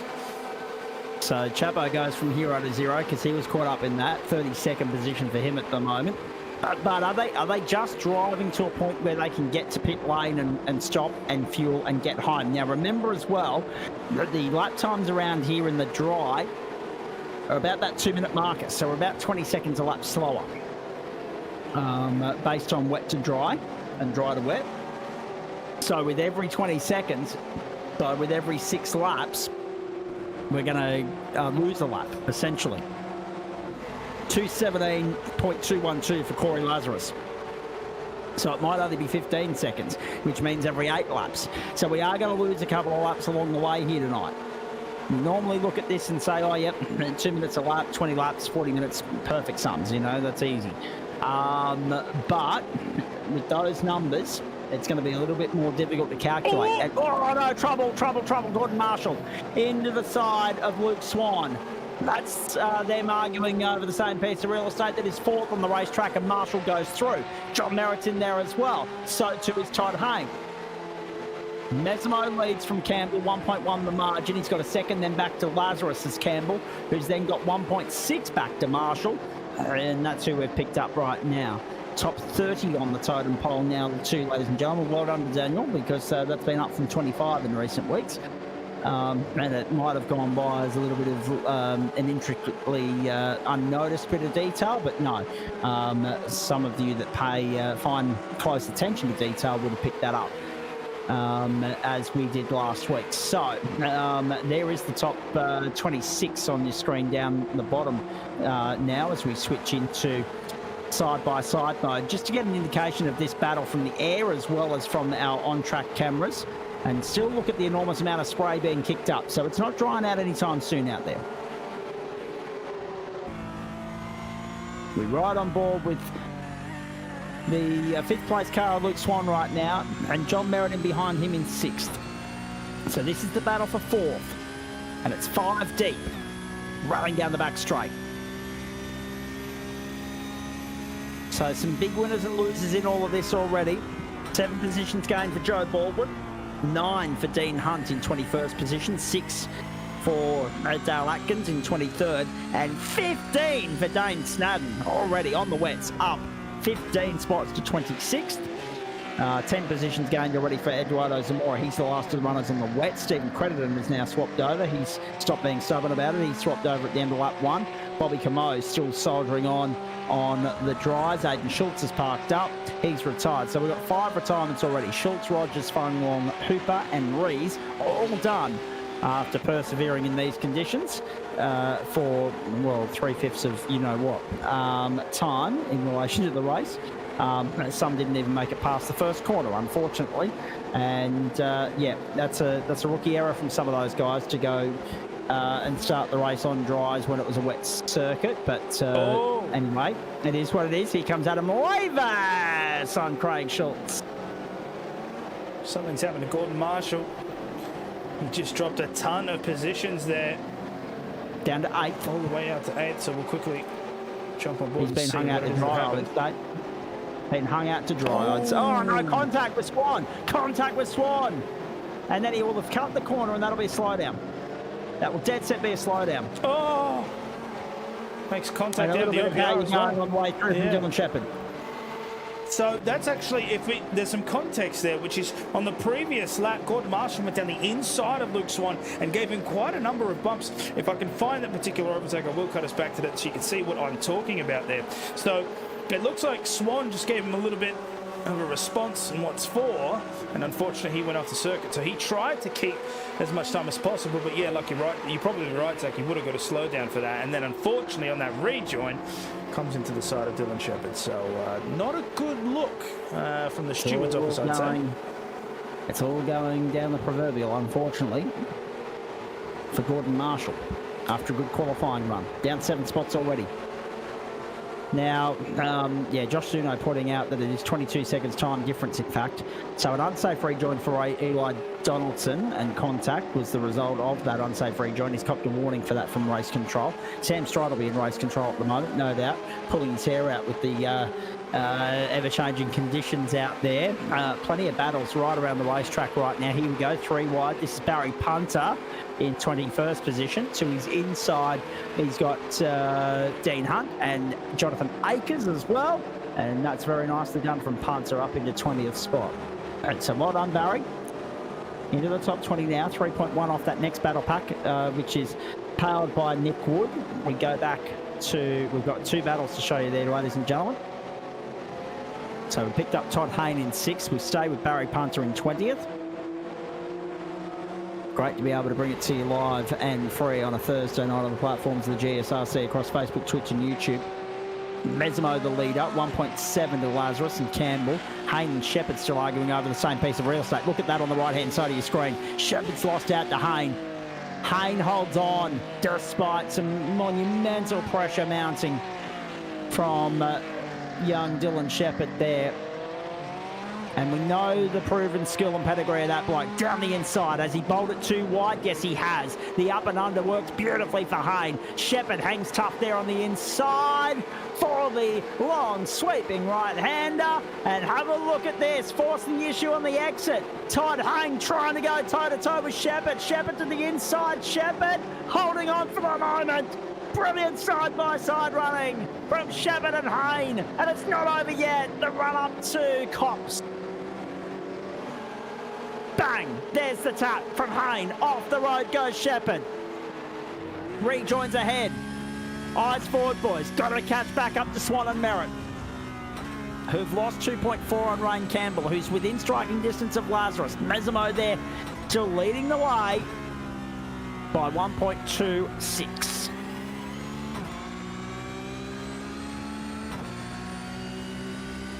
How good that we get to go side by side for you on the platforms of the GSRC across Facebook, Twitch and YouTube, and bring you all that telemetry as well.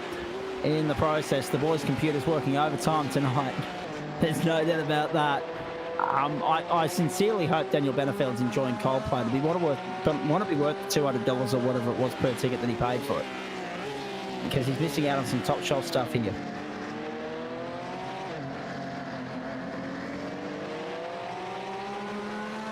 We're riding on board with Hayne and Shepherd at the same time. How good's that? Back live. 11 3/4 minutes gone. We're on lap 6. So that's the other thing as well. With the longer lap times, I put that concert on ice for this for sure. Yeah, so would I, Josh. Oh, Nick Wood off the road. Nick Wood's had a moment, and Nick Wood's going to be in trouble with the timekeepers there, and punished accordingly. Plummets back down the order to 28th position. They gave him an extra lap there momentarily. Nick Wood was showing at the top of the totem pole. So we need to have a look at that, see whether there was an incident for Nick Wood that triggered that. Here's what happened to Sean Rees at the start. These boys would be getting sick of running around on the dryers, wouldn't they? Yep, Sean Rees peeled off at the end of the opening lap. End of the first sector, actually. Has Shepherd on the same thing? No, he's soldiering on with it, but not without a couple of pirouette moments, and he had sympathy there in the support of Brett Bradbury. Costly night for Chapman as far as his championship's concerned.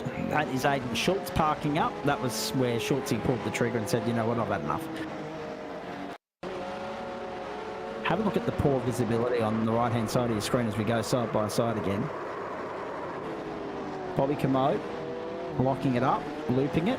That was him done. He's 36th at the moment, last of the runners. And he's dropped, he's a lap and a half down on the leaders as Bobby Commode.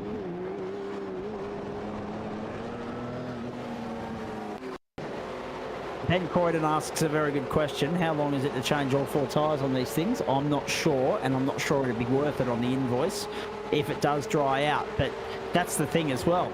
It doesn't appear to be drying out at the moment. Has anyone bothered to come in? Stephen Crediton came in. He changed. It was 27.12. That's the only reference I've got for you so far. If he's changed across on all 4. And Bobby Commode's now on pit lane as well, paying the same invoice. Here comes Corey Lazarus. He's caught Simon Massimo. Rain Campbell's come to pit lane. Rain Campbell's come to pit lane. Campbell is in. Is this the first of the stops to get home? Is this a pit stop to dry tyres? Whoa, Massimo, big slide. Is this Rain Campbell's been stationary. Stop was 17.65. He stayed out on wets. He's come back out on the track on wets. Down to the outside goes Lazarus. Lazarus gets by Massimo. Massimo back to the inside. The end of the first intermediate. Massimo, Lazarus forcing the issue. Massimo sliding. Massimo and Lazarus, contact between the two of them. Lazarus holding on the inside. Lazarus to the lead at Silverstone. Massimo forcing the issue, trying to fight back on the outside now as they head down the old main straight here at the home of the British Grand Prix. Lazarus consolidates and holds the lead to 1. Massimo incredibly close to coming unstuck. Campbell's returned to the track in 19th place. 17.6 seconds he was stationary for. Whether he thought about it or not, I'm not sure. It's clearly not dry enough. But it is drying. And that's the critical point. It doesn't look anywhere near as wet as what it was during qualifying or at the start of the race, Daniel Correa. No, it's definitely drying up, but still, you can see just how much Massimo's car was sliding through that. Now, I don't know if maybe that's a setup difference between the two, as we see another battle forming at the back. There's paddles everywhere. It's the problem with 40 cars. It's me and Josh working overtime trying to bring it all to you. Yeah. So, yeah, Massimo's slowed down significantly. You see he's dropped back. So, obviously, he tried hard to bring the fight to Lazarus. Oh, Luke Swan. Swan and Shepard. Have a look at them. Shepard under tremendous pressure here. They're 4.5 seconds away from Lazarus and Massimo. But it's blackout OPR versus 9.5. And here look at Hayne. 2 for the price of 1. Merritt trying to get down on the inside. Can't do it. Gone. John Merritt spins. Hayne did well to not spin. But he had to bowl a wide and take evasive action. Gordon Marshall somehow finds his way back to 6th. It could be 5th at a moment. And still Swan and Shepard are side by side as Hayne goes down the inside. Oh, Marshall's gone. Marshall cops a clip from Hayne, but he was already going before he got the clip. The clip just finished him off. And now, no harm, no foul, because he can run with John Merritt. They're fighting for 9th and 10th, or 10th and 11th, I should say. Wowee. 4.5 seconds becomes 6 3/4 now for Shepard and Swan, the deficit to Massimo and Lazarus. Wow. This is ridiculous. Such great skill, such great car control from those drivers. Very rare you see John Merritt tripped up like that, and the save of the night has to go to Todd Hayne.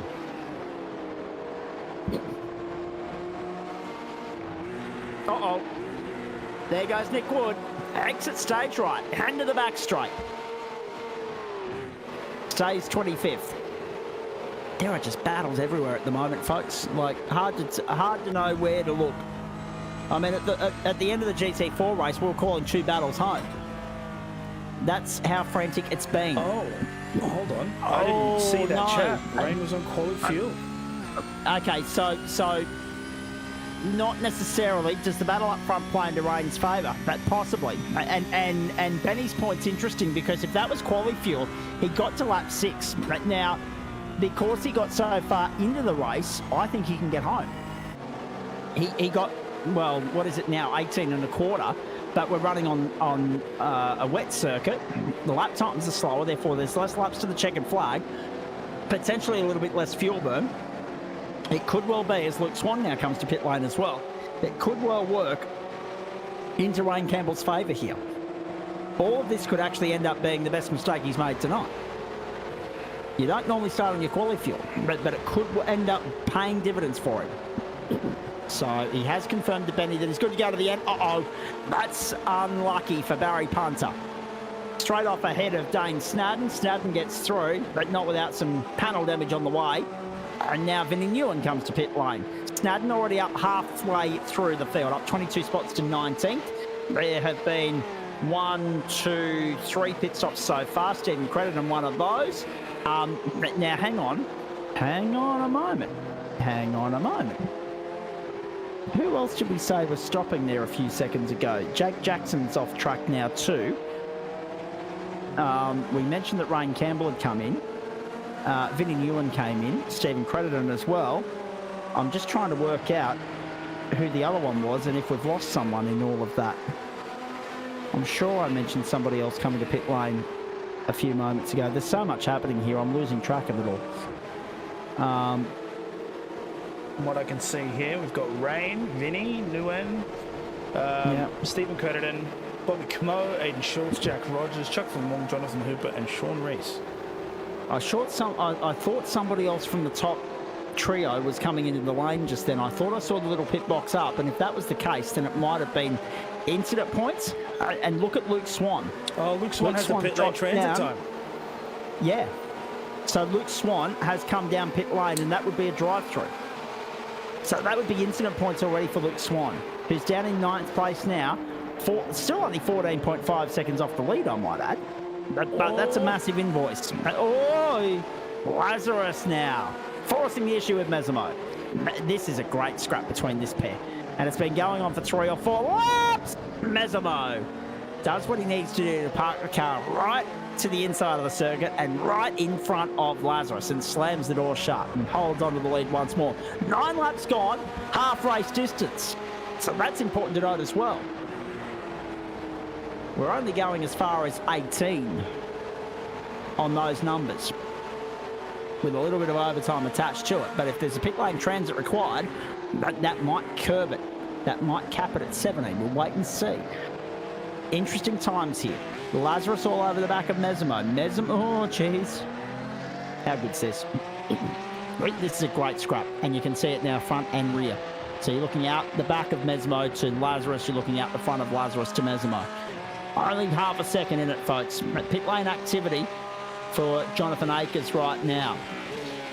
Yeah, thank you to Josh Zuno who picked that up, because on our timing screen here, pit transits don't show. It's only actual pit stops in the box that show on our timing screen. So when I saw Luke Swan go down pit lane, I saw the light up, but I didn't actually see what the hell had played out, because we took our eyes off it and we went and had a look at another battle. But it makes so much sense, because Dylan Shepherd's now out on his own to the tune of 2 seconds. Shepherd's out on his own, so it was 9-5 versus Blackout 1 and 2, 9-5 versus Blackout 3 and 4. So Luke Swan has lost out early on incident points potentially, and Dylan Shepherd therefore has a free kick to hold on to 3rd.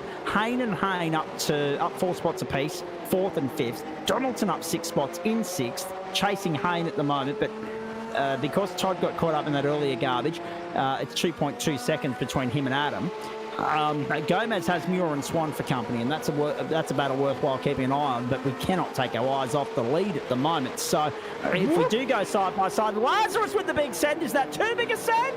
Yes. Here comes Mesimo back down the inside. The run out of the right-hander in favour of Mesimo for the moment. Lazarus on the inside running to the left-hander. Whoop. Now he's trying to force Mesimo wide. Mesimo's off the road, trying to get back on the road. Now they're side by side again. Mesimo's going to lead us back across the line at the end of lap 10. Magnificent racing between two of the best outfits in the series. Here comes Lazarus back down the inside. There will be a big send required here at some point, you would imagine. Dylan Shepherd, fastest lap of the race, 2:16, 2:63. The track conditions are improving ever so gradually. Big send there from Lazarus. Pulled out of the draft and went for it. Oh, that's a move. Oh, off the road. Hey! Oh, catches the slide. Look at the drift work. Oh, my. And this is some great showmanship from these two, but they're going to lose out to Dylan Shepherd because he's just chewing time out of them right now. It's down to 3.8. This is awesome from Dylan Shepherd. Eyes forward, doesn't have to worry about Luke Swan. He's just getting on with the job. What is down there in 9th at the moment, trying to make back the deficit. Swan's next target is Muir and Gomez. We'll pick that battle up on side by side next, I'm sure, because that is a battle for track position 7th, 8th and 9th, and we assume that they are three drivers that still have to pit because we don't have any transit information for Swan. So he's got an invoice to pay at the end of the night. It will be in the form of a splash and dash. So that 14 seconds, he's not catching Corey Lazarus, Simon Mesmo and Dylan Shepherd.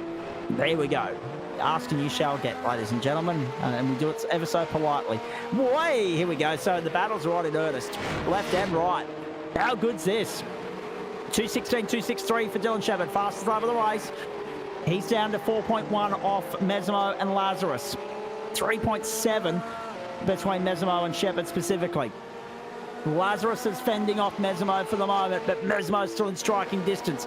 Luke Swan's the unknown in this little contretemps here because he's trying to go with Mark Gomes, but he's trying to fend off Muir and John Merritt, who's latched back onto that battle pack as well.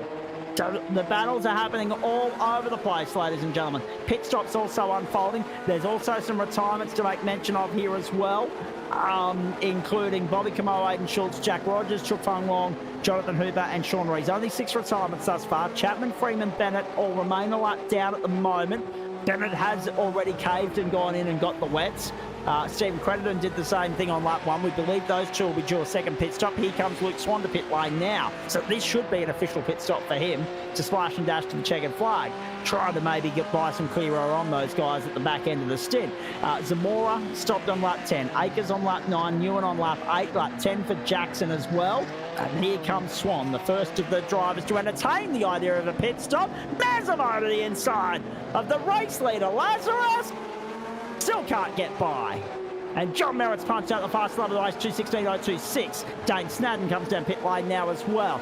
So much happening, so little time. That was such a massive, massive tank slapper there for Corey Lazarus, which allowed Mesmo to try and look down the inside, but then he himself had a bit of a slip coming out of the corner. And so they reset their positions, but that just proves just how hard they're pushing. And again, to touch on what you said before, Zach, the problem with this is you drive like that, and you've got another OPR guy at the back, Dylan Shepherd, and he is closing this gap. He's been faster on the previous laps. His last, although it is telling me that he had an off-track adventure, but even so, at 2:15.7.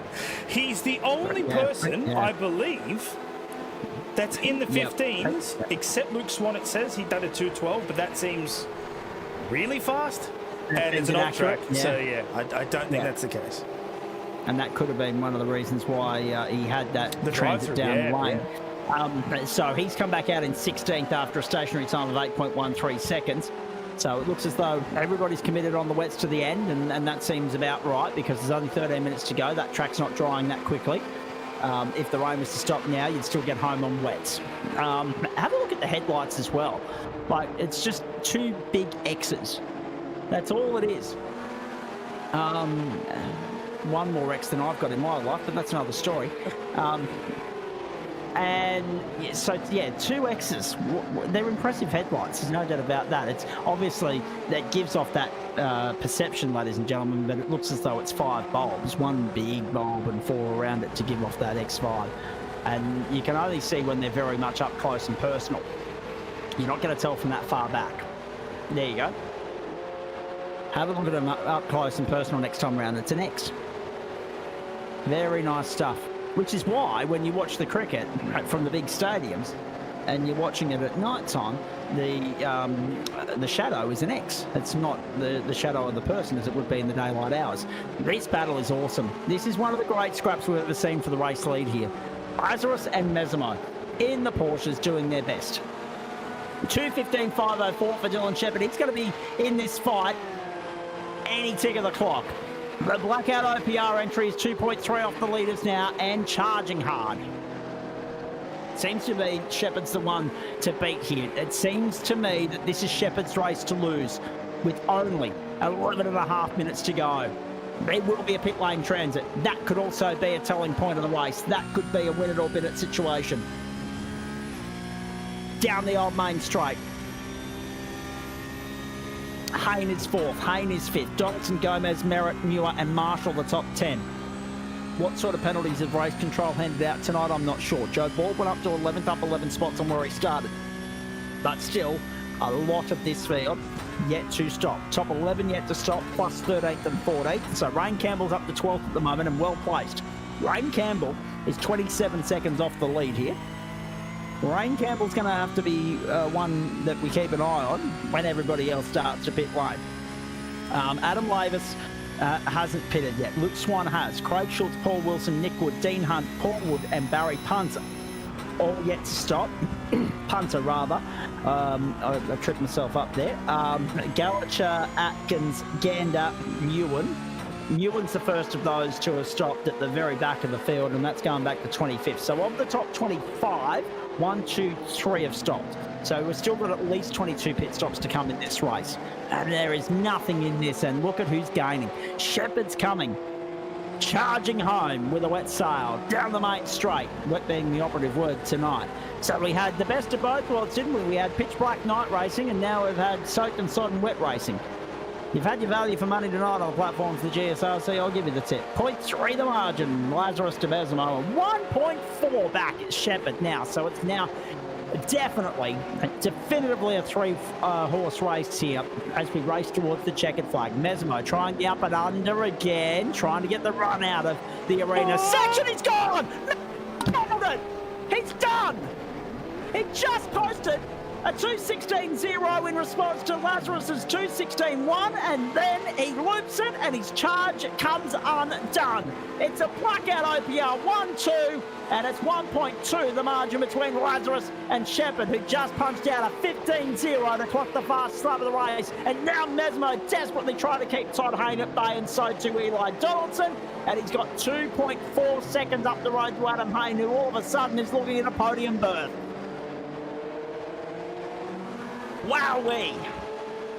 And that is how quickly it changes, ladies and gentlemen. Can you believe this?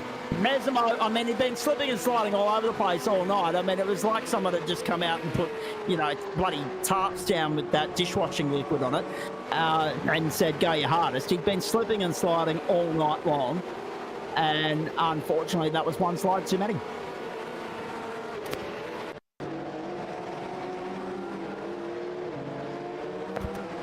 Barry Punter alongside. Ooh. Is that Paul Wood?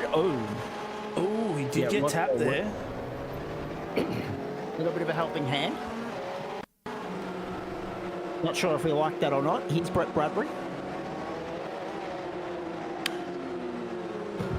He looped it again.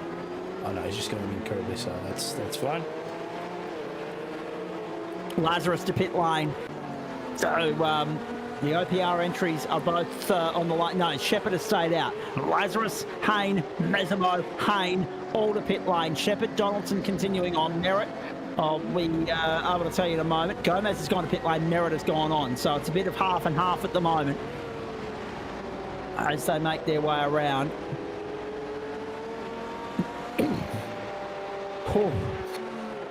Take a breath. There's been a lot happen in that 32.5 minutes. Oh my goodness. So Shepherd, Donaldson, Merritt and Muir now the top 4. Lazarus to 5th with the stop. Lazarus has rejoined in 5th with the stop. Rain Campbell has come back out in 6th and is going to be right on Mesimo's tail.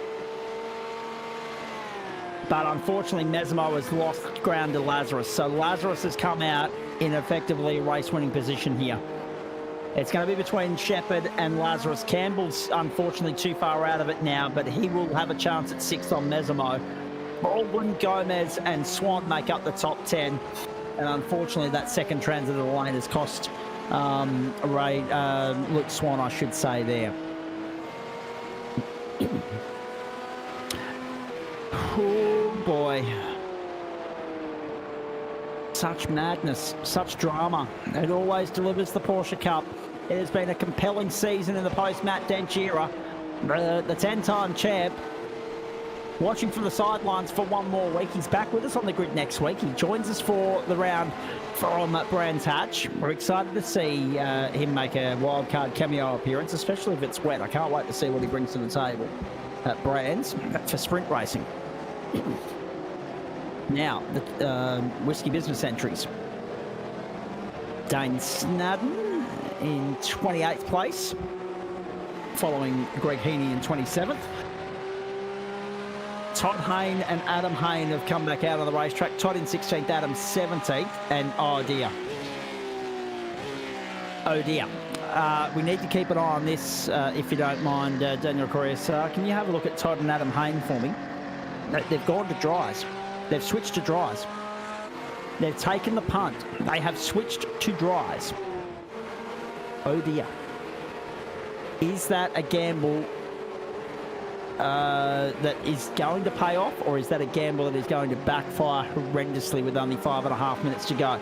Shepherd, Donaldson, Merritt all in. Shepherd out in 6.4. Donaldson and Merritt still on the box. Sam Muir's coming through to lead the race now.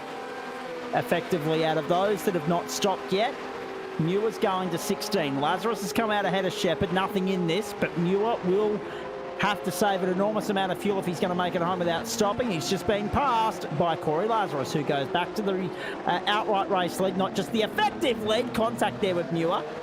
Oh, jeez. It's getting dicey. Muir to the inside. Oh, jeez.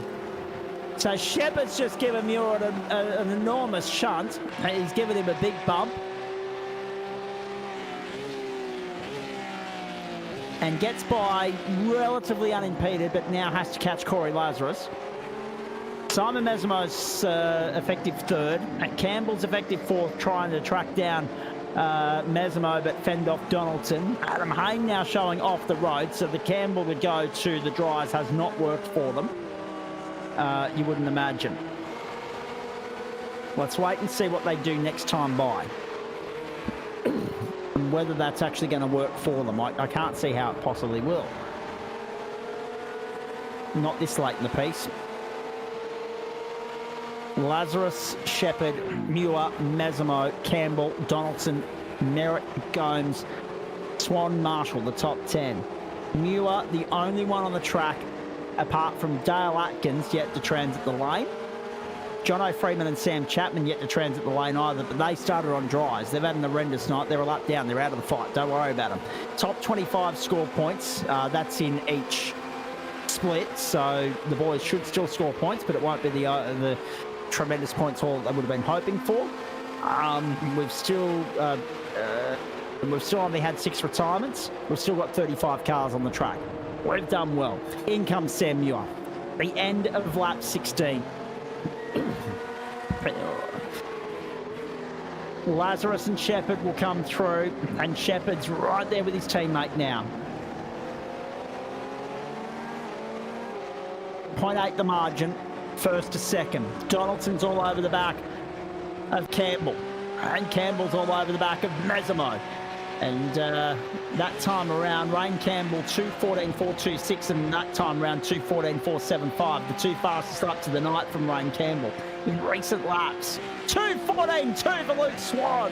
Challenge accepted. The weights are still the tire to be on here as Dean Hunt goes to the inside of Paul Wood, who sweeps around the outside and then sweeps it off the road. Adam Hayne has dropped to 16th. Todd Hayne to 18th.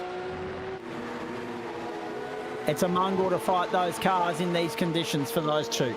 I'm interested in what their lap times are when they come across the line. Yeah, 2:22, 2:22 for Adam. And Todd's time didn't register. So Adam Hayne at 2:22, that tells you right there the gamble was not one that's going to pay off for them. Here goes Dylan Shepherd to the inside of his teammate Corey Lazarus. Shepherd leads with 11.5 to go. They'll see the white flag next time behind the line. Shepherd leads from Lazarus. They're back side by side. Whoa! Have a look at that. Well, commitment plus from Lazarus to displace Shepherd and go back to the lead.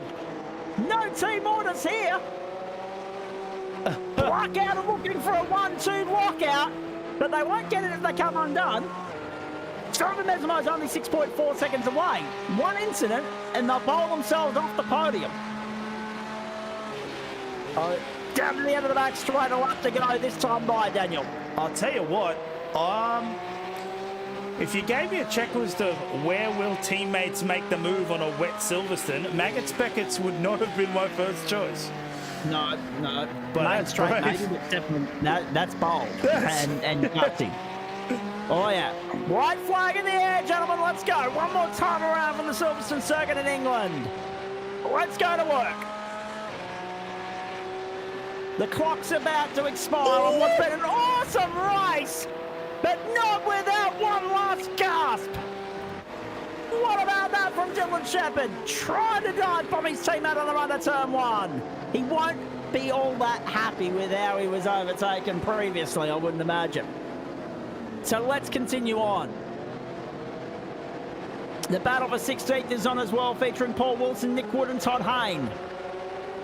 And actually to pit lane comes Todd Hayne. So conceding defeat. The drives were not the option. Or is it a drive through? 2:13.199 for John Merritt. Fastest lap of the race. Lazarus is holding off Shepherd for the moment.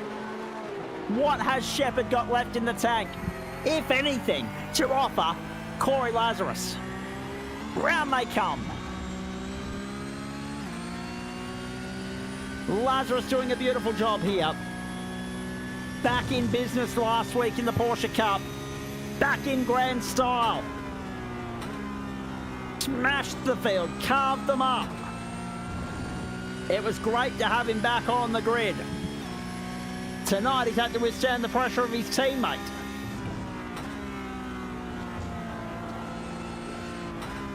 And he's doing it under tremendous pressure and in challenging conditions. Down the back straight for the final time. Is there one last send from Dylan Shepherd here on Corey Lazarus? Let's wait and see. Down the inside. Yes, here comes Shepherd. Here comes Shepherd. Here comes Shepherd. There goes Shepherd. Whoa! He couldn't pull it. He couldn't get it done. Now he wants it as well. Victory is Corey Lazarus's. Mesimo's coming fast. Circuit in England. What about that? Lazarus gets the job done in what will eventually be a blackout 1-2. And it's another round win to Corey Lazarus as he begins his climb up the ladder. Second to Shepherd, third to Mesimo, fourth to Campbell, fifth to Donaldson. John Merritt comes home for sixth. Fastest start of the race, 2:13.067. Then Sam Muir up 6 spots. Mark Gomes, Luke Swan, Gordon Marshall. Hey, over the line. What about that? Some lap traffic getting in the way there and firing across the line in showmanship manner. Or was that Mark Gomez? I didn't quite catch it. Yeah. It was Mark Gomez. Oh, wow. In 8th place. That's one way to cross the start-finish line. My goodness. Challenging night at the office for all and sundry. Uh-oh. Oh, no. Adam Hayne. That was Adam Hayne. That was Adam Hayne, everybody. And there are some cars that are going to be written off now. Jake Jackson has had enough of tonight. He's written the car off over the start-finish line. There'll be a few more where that came from. Watch Adam Hayne on the drives there. But watch this. Firstly, from Dylan Shepherd. He sent it.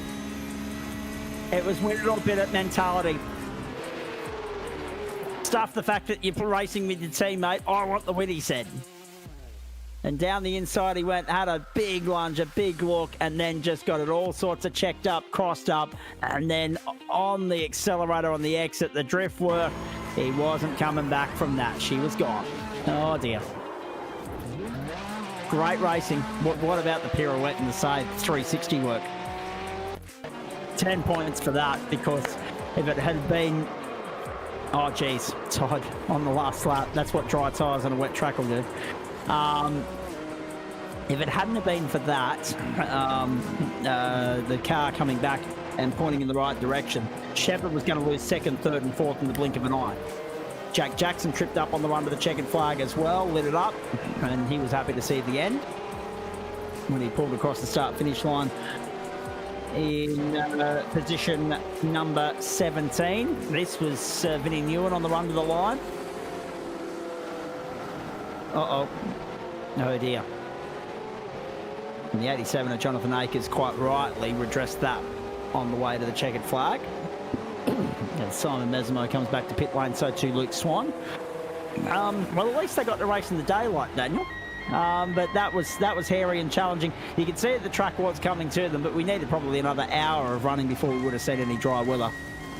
Or dry tyre running, I should say. Yeah, that's exactly right. Well, you could see Todd and Adam Hayden really gave it their best shot. But unfortunately, yeah, the track still had a little bit too much moisture there for that to work. So Adam, of course, dropping down there to P16. I think Todd went all the way down to 29 because of that spin. So, yep, had a go. Exactly, mate. And we couldn't have asked for anything more from you. Oh, excuse me. I just need to clear my throat. At this point in time, so Hayne, as you say, got home. Well, he didn't get home. He finished a lap down, really, but down there in 29th. But, hey, he had a go, and that's the main thing. Speaking of having a go, can you believe this, our mate Chapo? For all that hard work, he didn't stop. He ran on slicks the whole way. He got down to a 16.4 at the end, but he still only finished 31st. Chapo, was that a right royal cock-up on your part, or did you truly believe the track was going to come dry at some point? Actually, well, I jumped into the Discord with Corey as the race was starting, and he went, "Oh yeah, I reckon it looks dry. I reckon give it a crack, too dry." So I went, "Oh, really?" Yeah. Itched up. Okay, all right, well, let's give it a crack. Immediately realised that was an error of judgment, but I'm a stubborn man, Zach, so I decided to stand by it and give it a red hot crack. It's fairly clear once cars started lapping me that was the wrong decision. I learnt a lot about the Porsche tyre model tonight. It's my first race in the wet of the Porsches, so yeah, we've learnt that until it's slightly wet, it's not dry. Absolutely not, especially in these Porsches. Unfortunately, you tripped up rather early in the piece, but I mean, to be fair, the track was coming to you, but as we say, had the race started half an hour later, I reckon there would have been a definitive transition from wet to dry. Yeah, absolutely. It's funny. As soon as on the final lap, I got the spotter call say it's a dry track, and I just went, yeah, that could have come 20 minutes earlier. Yeah, it would have been nice. Yeah, it would have been nice. But yeah, nevertheless, I think like it was maybe an hour race, maybe. But like you're already a lap down by that point, so. Yeah, it's definitely not the right decision. And it's not that long a pit lane round here either, so it's not the end of the world if you have to go to pits. So as soon as once that lap started, it was like, okay, well this can be a bit of a test session. I'm not really in the battle for these. This is a bit of a learning. A learning series this season, and that's a learn, Zach. Yeah, exactly. Hey, Ryan Campbell still fourth with the misstep of starting with your quali fuels. Not a bad night. I mean, there'd be a lot of people that would swap places with you at this point, I would imagine. Chapo being one of them. I'd swap about 25 places if I could. Yeah, exactly. Hey, stay with me, Chapo. I just want to run everybody at home through the results, if we can, please, Daniel Correa. Can we chuck them up by class, just for something different? And let everybody know who did what here. So Dylan's not going to show as a class competitor, but there's no disputing the fact that he is an elite split competitor. we've seen him here before. It's actually got me wondering how that's not been something hasn't tripped or been picked up by the server settings as he's registered tonight, because he's been here before. He's an elite competitor. So that is a tip of the hat to technology not always working. Joe Baldwin just saying he's got the talent. Yes, yes. That's fair. We'll get the Joe in the moment. Although that being said, he's up 11 spots, so he can't really complain too much. We've got Adam Lavis jumping in here to say hello to us as well. I don't know if Adam wants to talk per se, but he's just going to punch out some numbers for us with championship standings and the like, I'd imagine, and we'll have a chat to it at the end. But Corey Lazarus, then of course Dylan Shepherd, Simon Mesimo, Rain Campbell, Eli Donaldson, John Merritt, Sam Muir, Mark Gomes, Luke Swan, Gordon Marshall, Joe Baldwin, then Adam Lavis, Nick Wood, Adam Hayne, Dean Hunt, Vinnie Newen, Jonathan Akers, Dane Snadden, Jake Jackson and Todd Hayne make up the top 20. Sam Chapman, 21st over the page. 22nd will be Corey Bennett, 23rd will be Jono Freeman, then the retirements, Rogers, Fung Wong and Hooper all on lap 1. Open split for you tonight, won by Craig Schultz from Paul Wilson. Margin was relatively comfortable in the end, 7.1 seconds. Paul Wood third, we'll hear from him in a moment. Greg Heaney fourth, you'll hear from him in a moment as well. Patrick Klein, Eduardo Zamora, and then down to Dale Atkins, Barry Punter, Stephen Gallacher, Russell Gander, Stephen Crediton, and Brett Bradbury was the list of the retirement, or the start of the list of the retirements that included Bobby Camo, Aidan Schultz and Sean Rees. Right, with all that said and done, Chapo, that was a rather challenging night at the office, no doubt about that. From the dark of Portimão to the rain of Silverstone, happy to see at the end of it, no doubt. Oh, I mean, I enjoyed GT4. I'm not going to complain about that. That's, I generally do enjoy GT4. It's probably more my speed and what I know. But I'm glad Silverstone's over. The consistent blue flag for the last 20 minutes was, something to behold. Just trying to keep it on track while letting people through. I won't be sad to see it go. As I said before we started, I can't really do Silverstone in the dry, so let's see what we can do in the wet. But clearly not very much. That's going to be interesting too, now that we've seen that, mate. Clearly we're looking at Silverstone as far as the Porsche is concerned as a drop round for you. And I don't have, that many great points to begin with, because, my only really good performance was last week, and the first race was a 35th, so that takes that out of the equation for good points. So, I think probably the goal at this point is being that top 10 towards the end of the season, and, we'll see if we can make that, get set for the next one in 2025. Indeed. Greg Heaney just saying on our YouTube thread, for a track that is not one of his favourites, happy with the result. We'll hear more from him about that in just a moment. Let's get your thoughts on next week, mate. Some interesting racing ahead. Firstly, for GT4, we're off to, I think it's Barber Motorsport Park for 40 minutes. And then, which will be fantastic, and then here, as far as the Porsches are concerned, it's Brands Hatch and it's sprint racing. All right, great. That's a great couple of rounds. Nice little tight tracks. I liked Barber last week in the Porsches, and hopefully the smaller Porsche will be good round there as well. Brands, wonderful track, love it. So looking forward to that. I always love a sprint round as well. You've always got that. If you as I've said before, if you muck up the first race, you've got a chance to look at the second one. No second race tonight, Zach. So.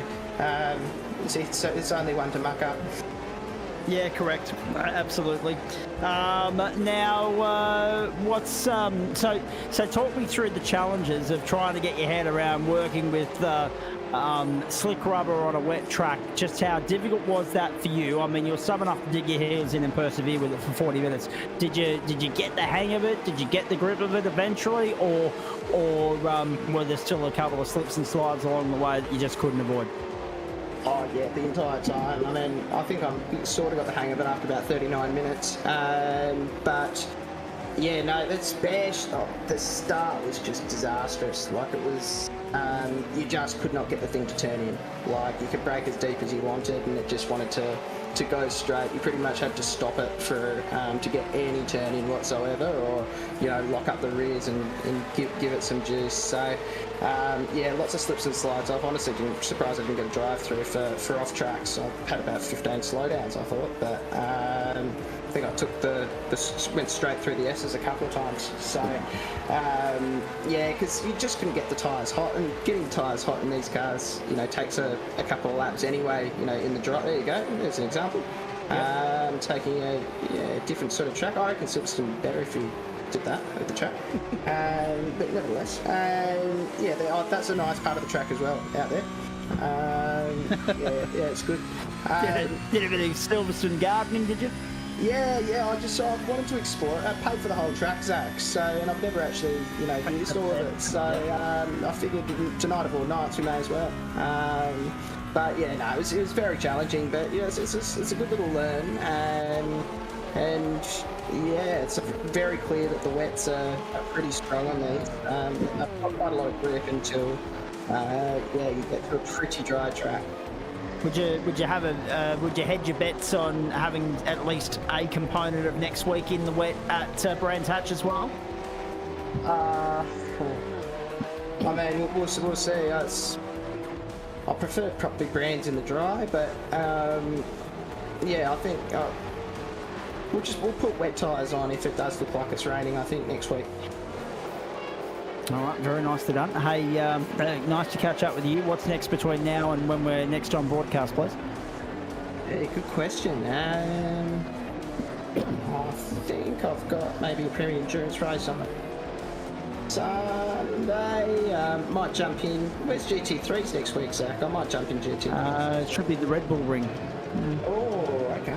All right. Well, I might jump in that. We'll see if we'll rear up the other Porsche in that. And then, yeah, otherwise it's, the normal Pro Formula SFL, and, if Banksy's cough goes away, we'll be back online for Wednesday next week for the trucks and the supercars. Yeah, you wouldn't fair think and read about it, would you? The 1 week that I go down with the viral infection, Banksy goes down with a cold, and therefore that's why we were off air last night, folks. I would have loved to have jumped in last night, but I was nowhere near as fit as I am tonight. And then there's still a question mark over that, quite frankly. But it was not good to hear that Banksy went down for the count yesterday. We hope he's feeling better. We hope you enjoyed your night off, though, Chapo, as a result. And may I say publicly on the record, thanks for the 2 drinks at the Edinburgh Castle last Friday afternoon as well. That was good fun. Nice to catch up with you in one of the busiest parts of Sydney. Geez, what an absolute rat race that was. I don't know how you do it. I don't know how I do it either, Zach. It's a lot. I don't know. I've got to find a little place in the middle of nowhere. I think I've done enough Sydney now, but we'll see where that comes to. I'm even looking at houses in Adelaide, but even that looks like Sydney prices now. I know. It's ridiculous. Go. But I tell you what, Zach, I've got to throw you a bone. Something's going on. I reckon there's some daylight savings action or something going on in iRacing, because the service went dark in the NAS trucks last night as well. Oh, really? At the end of the race. So, yeah, I don't know. Someone's playing around. I don't know if we thought that Talladega was in Queensland or what, but yeah, it's all gone smooth. Well, I was going to say the slow and steady state got the vote right at the polls on Saturday. I will say that much. It should have been by a bigger margin, but we'll take it. And let me put it publicly on the record. I don't mind documenting this. I'm a swing voter. I will happily, if I like what you're bringing to the table, I'll vote for you. I liked nothing of what the Labor Party was bringing to the table in Queensland. So it was an easy decision for mine. However, we are stuck in the prehistoric times of 1912-13 for the foreseeable future, because both leaders are still, in the waiting queue for a spine donor, because they don't want to touch the issue with the barge pole. Is that good enough for you, Chapo? Yeah, I mean, you're going to be stuck in prehistoric times electing the LNP for a while anyway, regardless. True, it's what it is there, right, Zach? Yeah, it is indeed. No, it was a good result for David Crucifilli, but certainly not for the Labor Party. They've got 4 years to bring something better to the table for 2028, by which point, hopefully, they'll have made some progress on their Olympic plans for 2032, or otherwise expect them to be cancelled. Chapo, nice to catch up with you, mate. Thank you. Well done. I'm all for more nighttime racing, just preferably at circuits where there's actual lighting. Yeah, all lights on the cars. That was the issue with the match tracks last night, was there was no lights on the cars. So that gets a bit dicey. I mean, I'm probably made for a more difficult broadcast, but I actually quite enjoyed racing in the dark there. It was, it had a bit of a Noel Enduro, middle of the night sort of feel to it. Indeed, I'm just telling you, look, Talladega, the one oval that doesn't have any mainstay lights. I know now. Yeah, exactly. Joe, we'll cover to you in a moment on that note. Chapo, thank you, appreciate that. And hello to all of my friends up there in Queensland as well. I refuse to understand any of the logic that someone offers up with regards to being an hour behind your southern neighbours. It makes no logical sense whatsoever. Take, for instance, last week, they were running a news story on the Today Show. The breaking news at 5:36, 7 and 8 o'clock. It was all to do with an issue on the Logan Motorway. The premier motorway, one of the premier motorways, main access roads in southeast Queensland for people to commute on each morning. And they were getting that news on a 1 hour delay. Just brilliant. Absolutely brilliant. I mean, I might write a letter to ACMA about it, actually. I've had a gut full of it. Joe, to you. We've got Simon Mesmo here as well. We've got Paul Wood standing by. We've got Greg Heaney as well. But to you, Joe, A, nice to have you in the booth. B, 11th from 22nd on the grid. Could it have been a top 10 if qualifying had gone a little bit more according to plan? Was a top 10. Unfortunately, Dylan Shepherd must have had a penalty as he crossed the line. He's been shipped back to 12th on our timing. Jeez. So, yeah, whether it might have been incident points, he might have picked up a number on the last lap, maybe, I'm not too sure. Daniel, can you bring the outright results back up on the screen, please? Go on, Joe. Yeah, so he's had 20 incident points. I'd say he must have copped it on the last lap, which is... Bang, there it is. Equal drive-through. So, yeah, wow. lucky enough to get a top 10 out of that. I'm certainly wasn't expecting it after qualifying. Just in the rain, it's so difficult with this car. Like, you're tiptoeing and you've got an egg on the throttle and you got to be so gentle with the brakes, and it's a lot of fun though. Like tiptoeing around, and I had a great battle with my teammate Mav on the first lap or second lap, I think. I got the job done around the outside, coming, I think it was around the back of the Stirk, and I touched the outside of the track and got a big shake up, and I think Mav might have touched the curb on the inside. It was a bit exciting there, but we didn't touch, and it was sort of head down, bum up, and just try and stay on the track from there, and our pace was very similar, so he was right on my rear bumper there as we got to the finish line. But we both made mistakes in the pits, exact same thing, slid through the pit bay and on the concrete. So a bit of a get out of jail free card there, but it was great racing though. Well, I was going to say, your teammate did keep you honest all the way to the checkered flag. It was a little bit of a gap up the road to Gordon Marshall, Luke Swan and the likes, and you had breathing space over Craig Schultz as well. That's disappointing for Dylan Shepherd. Obviously, the incident on the final lap has tripped him up with Corey Lazarus, which is unfortunate for so many reasons, because that fight captivated us. Even when it was Lazarus v Mesmo, who we'll hear from in a moment, then when it was Lazarus v Shepherd, at one point all three of them were in the dice. So unfortunate for Shepherd, but that's the way the cookie crumbles sometimes. Joe, dicey conditions, this car, you're getting your head around it? I am. It's only taken me 3 years. But hang on. We haven't had rain for 3 years, Joe. No, not in the rain we haven't. But it's such a... Like, I had a great season last season, as you know, winning the Open Championship. And it was just because I think I concentrated on this car, and and learning how to be smooth and whatnot, which is key. I mean, I'm not a gun in them. I'm getting better is all, and I'm still not, Denchi might have moved on, but now you've got Corey and Simon and Rain and Merritt in here, and these guys, they're just alien pace compared to me, I guess, but I enjoy now that I've actually got enough pace to battle with some of them other guys that are sort of in the mid-pack of the elite guys. So certainly happy with the progress, and we might have to do a little bit of coaching and have a bit of a red hot go next season to try and get solidly into the top 10 by the end of a championship. It would be nice. Yeah, but it's it's going well at the moment. Halfway point of the season. Hard to believe we're at the halfway mark already. What are your thoughts? Well, firstly, what were your thoughts on the way the event played out and the way the weather evolved and started to favour the dry runners towards the end? We were probably 10-15 minutes short of that becoming a factor, really.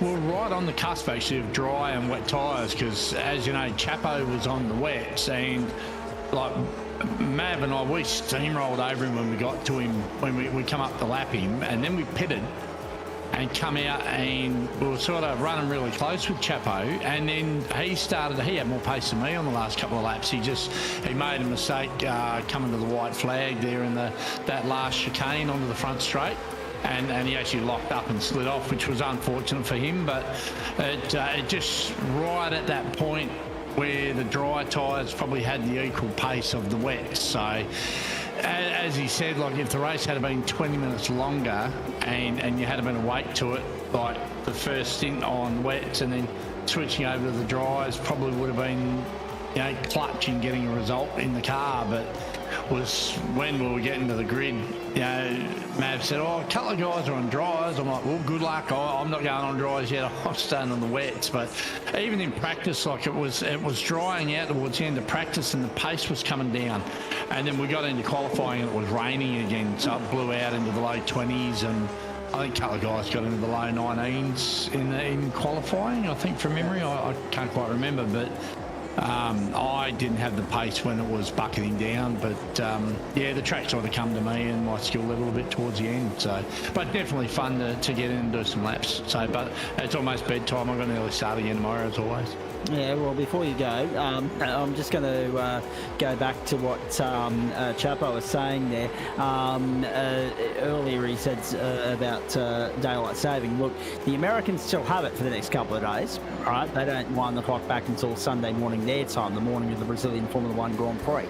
But no excuse with regards to Portugal, because the Europeans, they have some of the longest days anywhere in the world, but even they are dark between 2 and 5 a.m. So, that wasn't going to help us in the slightest. Just to clarify that, ladies and gentlemen, unlike the slow and sleepy state up home, the slow and steady, as I like to call it, Queensland, the alleged sunshine state, more like sun shower, at least those aforementioned parts of the world have longer days in terms of the amount of daylight time. Queensland, particularly the southeast corner, and Brisbane specifically, the only capital city in our great country, Joe, with less daylight hours on the longest day of the year, is Darwin. And I'll go to my grave selling that point to everybody as a reason why Queensland should get around the concept. But that's another story. What's next for you, please? Because I know you're going to be busy in the broadcast booth tomorrow night with the Radicals. And then Mountain Men on Saturday night. And then we launch into week 6, the second half of the season. The end of the year is in sight. Yeah, it certainly is, and it's coming fast. And look, we've got some exciting things coming down the pipeline. Josh has got to have a meeting with somebody. I won't go too much into it, but they hopefully should have a good announcement which will coincide with what we can do in Season 1 2025 with a potential sponsor if it comes to pass. and it could aid with the new Gen 3 car that's getting delivered. So it's certainly looking forward to it's looking forward to being a really big 2025, and we're closing out 24 with some cracking fields and some great racing. So yeah, some good things on the horizon for everybody, just not daylight savings for Queensland, unfortunately, right? Yeah, no, not at all. As I said, over in the west, it makes a lot more sense because there is only one state on that seaboard, and B, you're already 2 hours behind. So what's an extra one? It makes a lot more sense on your part of the continent than it does in mine. In saying that, I was asked earlier in the week. Someone said to me, "Oh, next week looks like a little bit of a dud." It might be with regards to tracks and whatnot, but seriously, oh god, there's the hat trick for Daniel Correa-Sarr, by the way, ladies and gentlemen. He's notched up his own little unwanted hat trick tonight. He's just lost the vision. So we're back on our intermission screen for the balance of the broadcast. We'll eventually get through one of these nights without a tech glitch, but that's okay. At least we got through the racing component of the evening. Joe, to finish with you, it might have been in reference to track selections. It might have been in reference to something else. I'm not sure. But to be fair, we dish up a calendar each and every term. We don't expect 10 out of 10 weeks, do we? I mean, we expect a couple of little blips in the road, be they with regards to the quality of the racing, that we might get a dud here and there, or be it with the regards to the field turnout. We haven't had that problem yet through 5 weeks. This has been a phenomenal term so far, the quality of it and the quantity. Oh, absolutely, without a doubt. Like we've been at this 5 years this year, actually coming up to the end of our 5th year.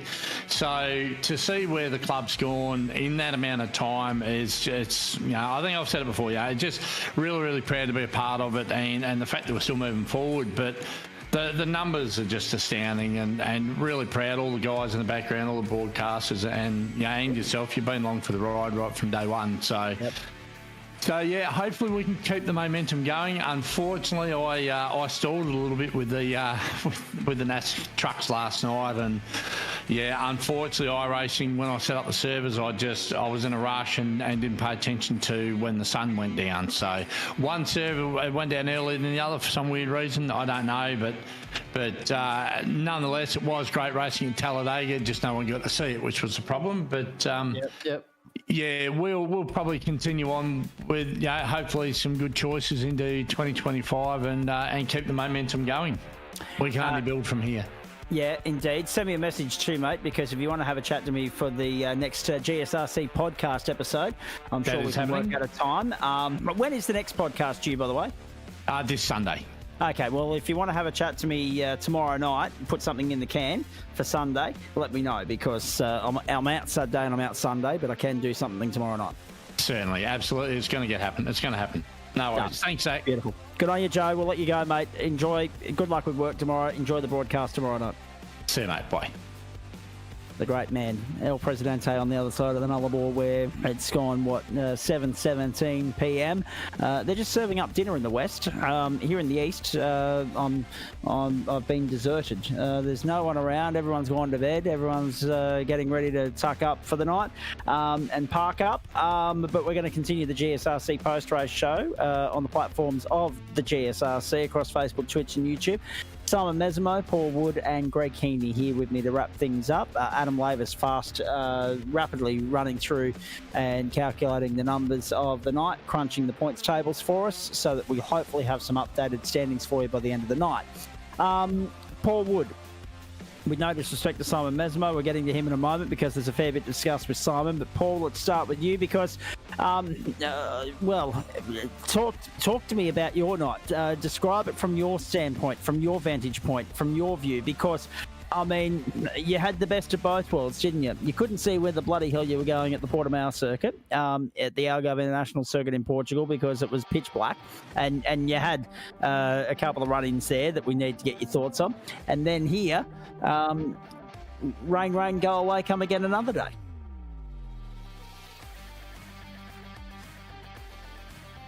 Woodsy, your lights are on, but I can't hear you, mate. We'll let Woodsy sort that out. There we go. Come back to us. There we go. It helps Hello, when you mate. don't have the mute turned on. Exactly. And by the way, we should point out, even though I want your thoughts on GT4 first, and then I want you to come back with to the Porsches, can we just say as well, up 14 spots in that Porsche Cup race, which was the biggest mover of the elite field bar Eduardo Zamora, and Dane Snadden had the most moves of the night with 19. So you were right up there as far as moves were concerned. So talk us through GT4 and then let's go to Porsches. The old Bailey Ladders BMW. After tonight, I'd love to burn that car. It did not go to plan. Practice wasn't feeling too bad, but then as soon as it went dark, I don't know whether it got scared or something, but it just would not keep the back end under control, and it just wouldn't stop. I don't know what happened, whether it was just me. I couldn't see anything in the VR. It was just pitch black. I couldn't, other than out the front, which was just had this white haze over it because of the glare from the dash. But yeah, it was not a fun evening. In the end, I just thought I'll just take whatever I can get in the end and try to keep the car as straight as possible and keep out of people's way, because I just kept looping it over and over. So yeah, GT4 is one to forget. I'll move on the next week and see if I get some better results. But yeah, the Porsche was very interesting. I come in there and Joe had already told me it was raining when we were in the GT4 server, and I thought, here we go again, another round. And I got over, I think I got about 6 laps in before the race. So I was trying to, first time driving the Porsche in the wet ever. As well as this circuit, so it was a hell of a mountain to climb. I nearly pulled the plug after about 4 laps. I pulled over and had a bit of a curse and a swear to myself, and Joe said, oh, I could be dry in the race. So I thought, all right, I'll keep going. So I went on there and yeah, what's the results? I thought, all right, I'll go in, I'll give it a couple of laps and see how I feel. And yeah, once I got into the race, it all sort of started to come together, and it took me probably 2/3 of the race to finally get my groove. And then from there, I just sort of kept plowing forward, and yeah, didn't realise till the end how far I'd actually come from the back of the grid up to the front. So, well, the front of the open split anyway. So overall, I'm happy with the Porsche result, and yeah, much happier than GT4. Fourth in split as far as third in split, sorry, as far as the opens were concerned. So well done there. Let's pick it apart though, because we get that that was a fair challenge tonight. The wet weather, Silverstone, 40 minutes, and of course it was gradually easing towards being dry towards the end there. Some people have got their head around this wet weather caper rather quickly. How are you finding it? Because for this car, it seemed like a bit of a challenge at least. I struggle in the wet. I struggle in the dry, and wet just makes it all the more complicated. But I just try to do the best I can each week. Trying to adjust to the Porsche was very frustrating. I've only ever driven the wet really in a GT3 and a GT4. They're the only ones, so you got at least a few aids in there that help a little bit, but the Porsche's got nothing. So I had to basically retrain myself very quickly to get the right foot and the left foot working together and not being like lead weights. But got there in the end. How many weeks? So 5 weeks in, slowly getting my head back around the Porsche after not driving it for a while. So all in all, a hell of a challenge, but I'm enjoying it. I think it's helping in other areas, but yeah, I'd be happy if we don't have another wet round. But yeah, overall, fun event. I did enjoy it by the end, just because I got a decent result, and yeah, much better than I was expecting when I started the race. All right, very nicely done. It's interesting that you say that you're struggling with the wet, but at least you're persevering with it. Woodsy, if it was an oval, you would have exited stage left. Oh, for sure, yeah. Wet and oval, yeah, no. I may get there one day in a dry, but you put a wet one there, yeah, no thanks. Oh, no, we wouldn't do that to you, no. Dry and the oval would just be a nice tick in the box. Halfway point of the season, what are your aspirations for the second half? What are you hoping for? Oh, for across the board, really, just improve my results. I'm not happy with where I'm getting. I'd like to make a few less mistakes, get a little more consistency back, and yeah, start to get a few more better results. Hopefully, move up some championships. But yeah, at the moment, just keep going, head down. Doing between the radicals and the Porsches, it's just challenging me to correct some, or I suppose it's highlighting some of my lazy traits that have come back in after not driving cars without assists and that, so they're helping in that regard. So I'll just keep working on that. And yeah, looking forward to actually a break come the end of the season, and yeah, see if we can keep it all rolling in the next season and have a better year than I've had so far this year. All right, very nicely done. What's on the horizon between now and Monday? Radicals tomorrow night, and yeah, that's it for me for the week, and yeah, then start it all again with GT3s on Monday. Porsches, Brands Hatch, and of course the GT4s before that from Barber. Two very different circuits for next Thursday night. Yeah, again, as we've been discussing in team, hopefully the Barber circle will suit the BMW a little bit better with a bit sort of longer corners, not so much heavy braking sort of flow the car, because that's where we seem to be struggling, is getting a lot of trouble with traction control kicking in. And the Porsche at Brands, it should be an interesting race. If it's wet, though, well, we'll see how we go. But yeah, if it's a dry race, yeah, look forward. It's always a fun track. All right, mate. Very nice to catch up with you. All the best for the weekend. Hope it goes well, and good luck in the Radicals tomorrow night, and we'll see you next week. No worries. Thanks, guys. From Paul Wood to Simon Mesimo. Hey, thanks for hanging in there, mate. Started second, finished third, first of the 9.5 SimSport entries home. But by gee, what a night that was, and how different that could have been. You were right there in the thick of it. One little slip. Well, actually, no. 100 little slips, but one slip too many, it would seem. It seemed like that car was a complete and utter handful for you, but you brought it home in third, mate, just holding off Ryan Campbell and Eli Donaldson. Well done. Thanks, mate. I'll claim the second, though. The scorecard. Oh, that's right. Second, yes. So yes, I'll yes. claim that one. But no, that was. I just messaged Corey before. I said that's just the most off the charts fun I've ever had. Car was not a handful. That was just us throwing absolutely everything at it. As soon as he sort of caught up to me, I was like, okay, I'll sit behind. But sort of he was pushing and I was keeping up. So I was like, okay, well, bugger it, I'll have a race with him on it. And yeah, that was just lap after lap of both of us just throwing that car around and just whatever grip we could find, we were using it. And yeah, unfortunately, my right foot just got a little bit too excited, and yeah, he ran a little bit wide. And I thought, I could get up the inside, and just a little too much throttle, and yeah, around it went. But yeah, still got second, and yeah, like I just had so much fun. That was just ridiculously good fun. Seemed to be, it caught us off guard as well. I'm sure it was a nice little surprise for you when you saw that Dylan had been penalised post-fact. Yeah, I saw he well and truly got it. He did seem to have a spin or something, because he was right up behind Corey, and then all of a sudden he sort of just dropped back. So I was like, oh, okay, fair enough. Something must have gone on there. Yeah, it wasn't until after when I looked at my JRT and I'm like, hang on, why am I in second? What's going on there? And I was like, well, cool. I was a little bit annoyed because I thought maybe I could have held on to second. I felt like I might have had the pace there. May have gone to third, probably, but yeah, probably second was on the table. So, you know, I'd rather get it on track, but at the same time, I'm not going to knock it too much. No, not at all. Talk to me about car control, because you must have been fighting with that steering wheel at several points, because every time we saw you going through the arena section, it looked as though it was a handful. Yeah, it's not so much. You drive this car with, especially in wet weather, you drive it so much more with the throttle. Like, I wasn't really like having to correct the car that much. It's just throttle modulation. That's all you're really doing. And sort of at the start of the race, it was sort of just taking it easy. I wasn't probably pushing the car as hard as I probably could have. I was just getting a bit of a rhythm. And then, yeah, as the track started to dry out, that's where it really becomes more of just controlling the throttle. You could sort of pretty much use the racing line, so to speak. You just got to be a little bit careful braking into the corner. You don't want to sort of induce any front locking, so you should get the fronts locked. It's game over. So you're sort of trying to brake the car with the rear brakes and sort of get it to turn, and then just controlling it with the throttle. So it's kind of weird. It's kind of a bit like yes and no, kind of like karting, because yeah, like that's sort of.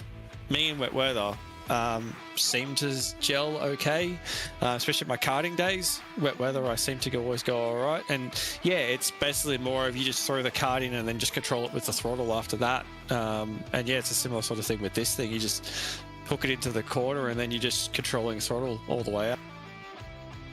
That was a magnificent battle between you and Corey Lazarus, but it seemed as though that was working until he was penalised post-fact, of course. It seemed like the more you two squabbled, the more that was opening the door for Dylan Shepherd, and then all of a sudden, as he got to you, that was when you looped it. Yeah, so that was just me being silly. He ran a little bit wide. I thought I could capitalise on it, and I just got too much of the throttle. So, and that was sort of that crossover period. I think I probably was at that crossover period where the rears were just starting to go. I was really leaning on them hard, especially once we started battling. I was really leaning on them. So I think at that point, even like when at the end when the Riem was catching me, I was like struggling so much just to get the thing to put traction down, because I think I just blistered the rears too much. But yeah, I could see he was coming, and part of me was like, should I just back off with Corey and sort of try and keep a gap? But Dylan's rapid quick. He's stupidly quick at these things, so he was probably going to catch us regardless. I think even if we settled down, he was probably still going to catch anyway, and that's what I kind of sort of think. I think probably once he caught us, it would have been a three-way battle, and I think they probably would have had the edge on me.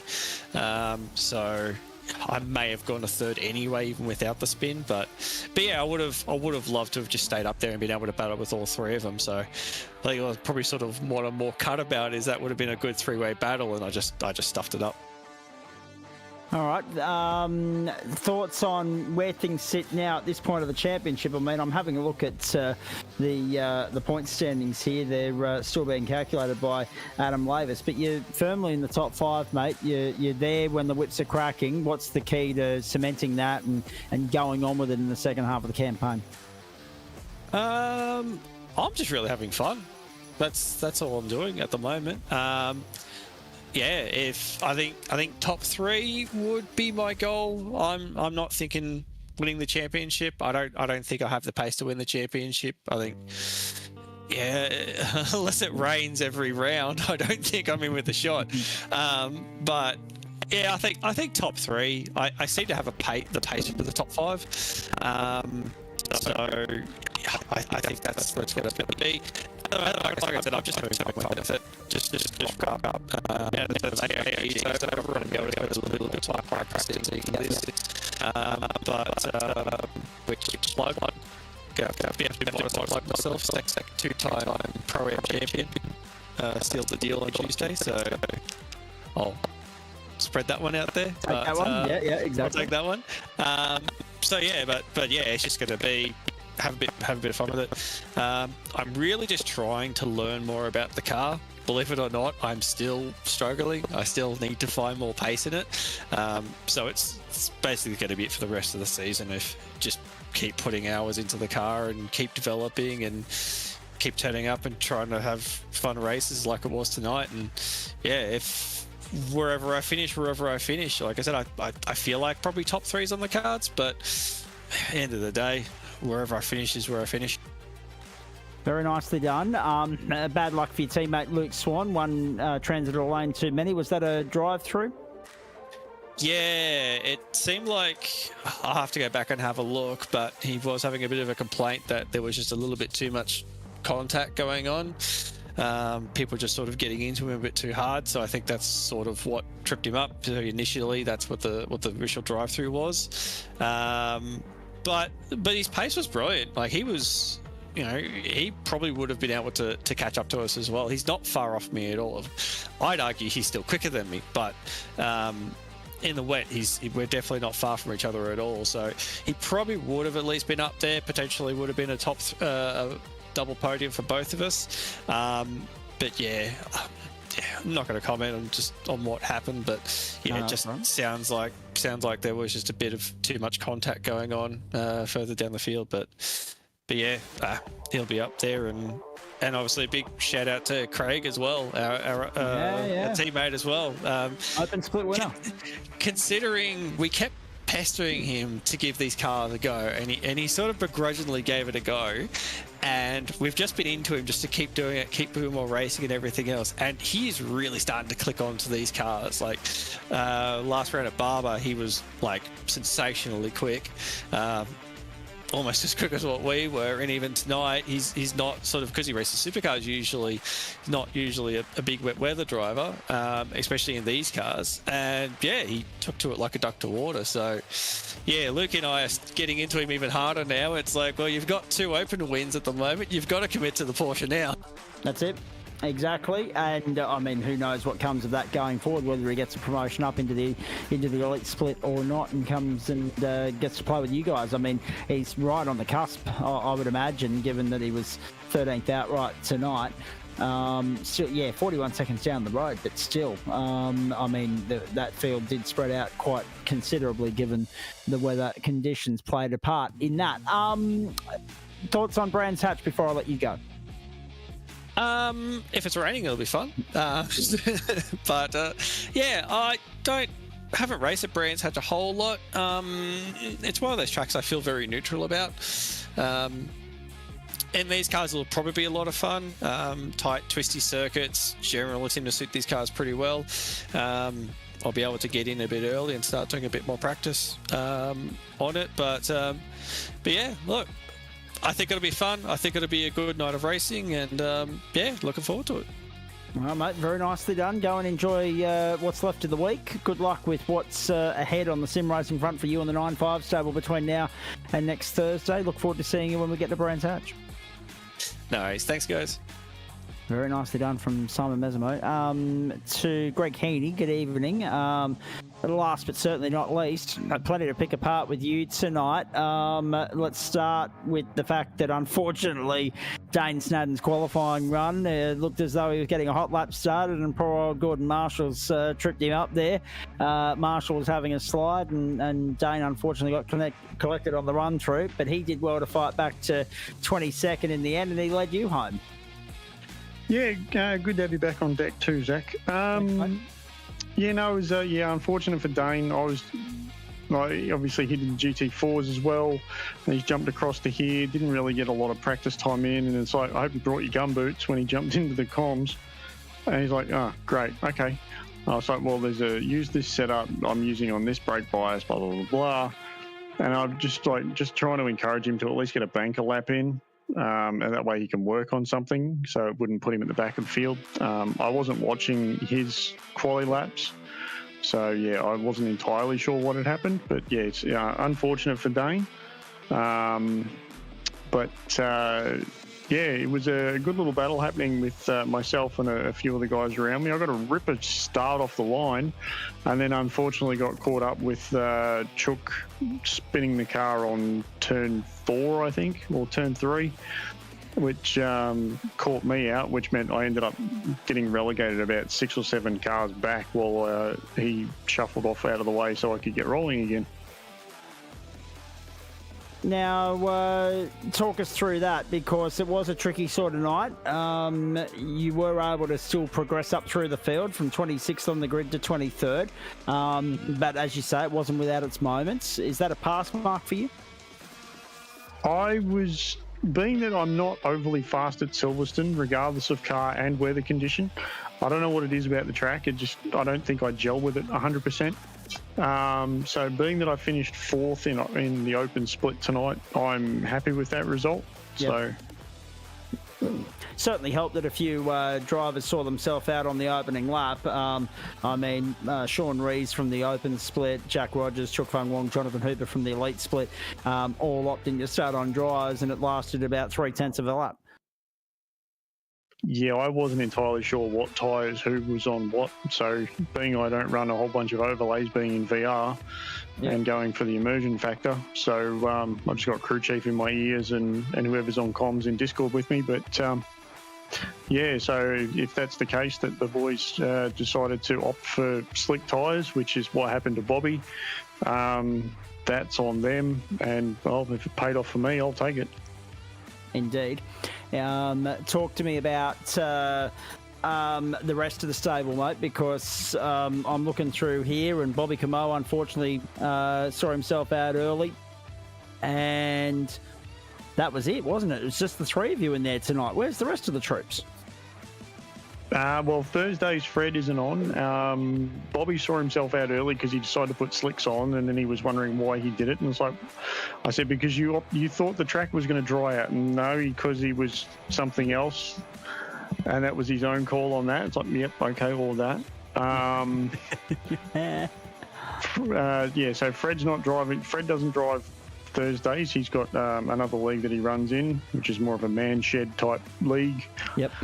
And I know Jackson and Aiden are still practicing for the Majors 12-hour that's coming. I know they want to get a bunch of practice in for that because they want to try and get into top split within the split for that one so they can get the car on the broadcast. So we'll see how they go with that one. Not sure about Lockie. Janesh, he hasn't really done a lot of Porsches. So there is a few guys doing other bits and pieces, but we'll try to have more guys on track tomorrow night, which I'm sure we probably will, being it is sponsored by our sponsor for tomorrow for the Radicals. So we'll see how we go. Indeed. Stressed Budget Racing saying that Todd and Adam rolled the dice but forgot tyres and fuel are done separately. Nothing ventured, nothing gained. Well, that's exactly right. There were a couple of stings in the tail in the form of the Haynes at the very end of the day.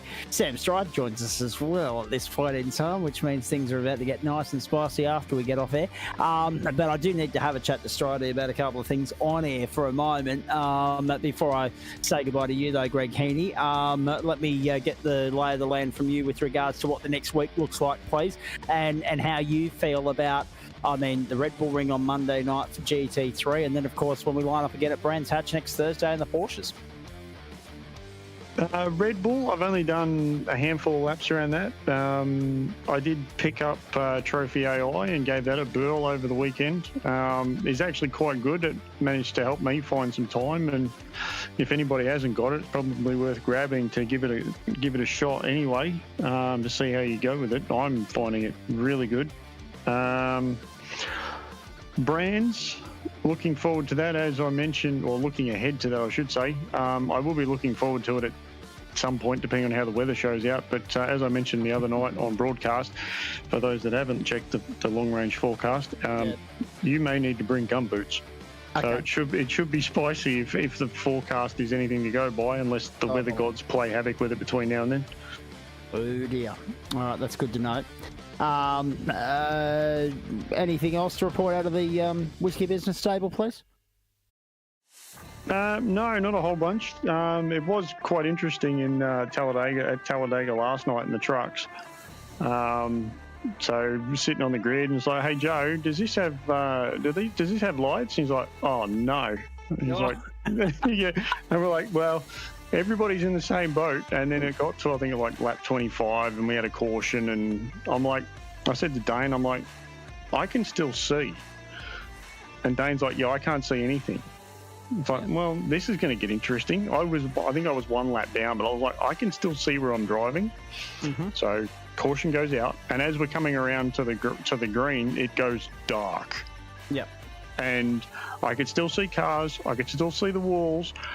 I couldn't tell where the apron and track and running surface was because it was all the same colour. Oh.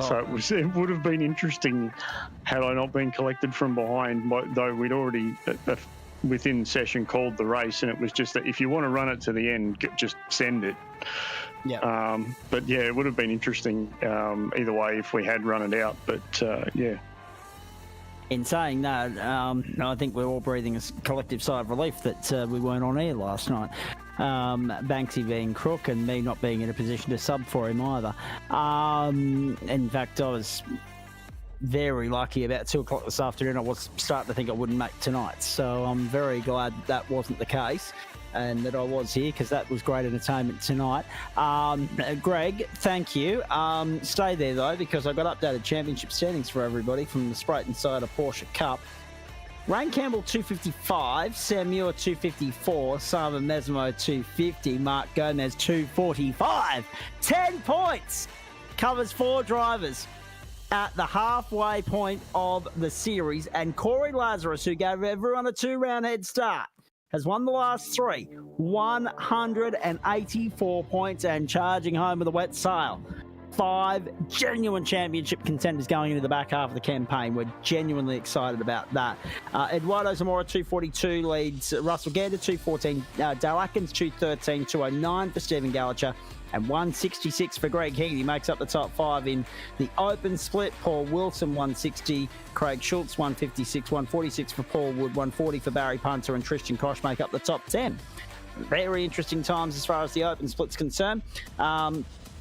I should point out that behind Lazarus in the elite split Hayne and Jackson, 169 and 168, 150 for Chuk Fung Wong, 126 for Jared Knight, who wasn't on the grid tonight, and 123 for Adam Lavis, who was, and he's still standing by in our commentary position. And I'll get to him in just a tick. I will bounce across Greg Heaney. Thank you, mate. Have a great weekend and enjoy, and good luck to the stable tomorrow night in the Radicals. No worries. Cheers, Zach. Thanks, guys. To Sam Stride. Nice fight back in the second GT4 race from you. Yeah, not too bad. I had a bit of misfortune in the first race after I busted up my quali like a moron, like I usually do. But the second race wasn't too bad. The Merc was a bit on struggle street. I noticed it was. I was checking out Alex Court, who's normally, pretty well on the money, and he was struggling as well. So I think it wasn't exactly the night for the Merc, but it got the job done good enough. Indeed, and it was a really nice drive from you, and it was nice in which you're able to use strategy to your advantage as well there, mate. The Merc is clearly one of the best 3 cars to have in that GT4 series at the moment. Yeah, I sort of messed up my strategy a little bit. I ran myself a litre short in the pit stop. I thought that I was going to be all good, but in reality, if I had another 200 mils, I would have not lost that position over the line. But as I came up the hill to get the checker flag with Barney, I began to cough on the exit of the corner. I was like, well, that's not too good. And the fella behind me was closing in because I was having a fuel save the last couple laps. So I finally realised. I looked at my JRT and thought, oh dear, I'm a bit short on fuel. So I saved about 100, 200 mil in 3 laps. It just wasn't quite enough. So I sort of, misfortune on that one. But I came from, P20 to get to P7. So that's not too bad. No, not at all. And then, of course, quickly out of the car into race control. How'd you find that for the Porsches, please? Look, the fellas drove pretty good. It was actually good to see some door-to-door action. It's something that's always good in racing when you can see some guys rubbing panels but not busting up. So there was some good racing. There was some brave move. There was some good moves. I thought it was a pretty good race considering it was, somewhat wet out there. The guys did a pretty good job. Indeed. All right, mate. Thank you. Appreciate that. And Adam Lavis, to you.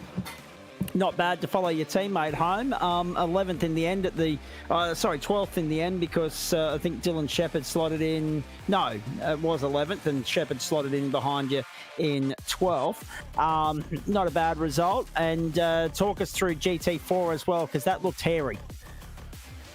Yeah, no, it was a little bit sketchy. It was a bit tricky. We sort of, Dale Woodsy and himself, we found a little something with the Beamer's braking system in practice to try and that sort of helped the issues we're having last week. It's still not ideal, but at least this week we were somewhat competitive again. But it still was very tricky because you have to be very accurate with your braking spots still, because the Porsche does not like running deep. Once you run deep, it just doesn't want to stop. And that was the other struggle I had in the first race, trying to get those braking points in the dark.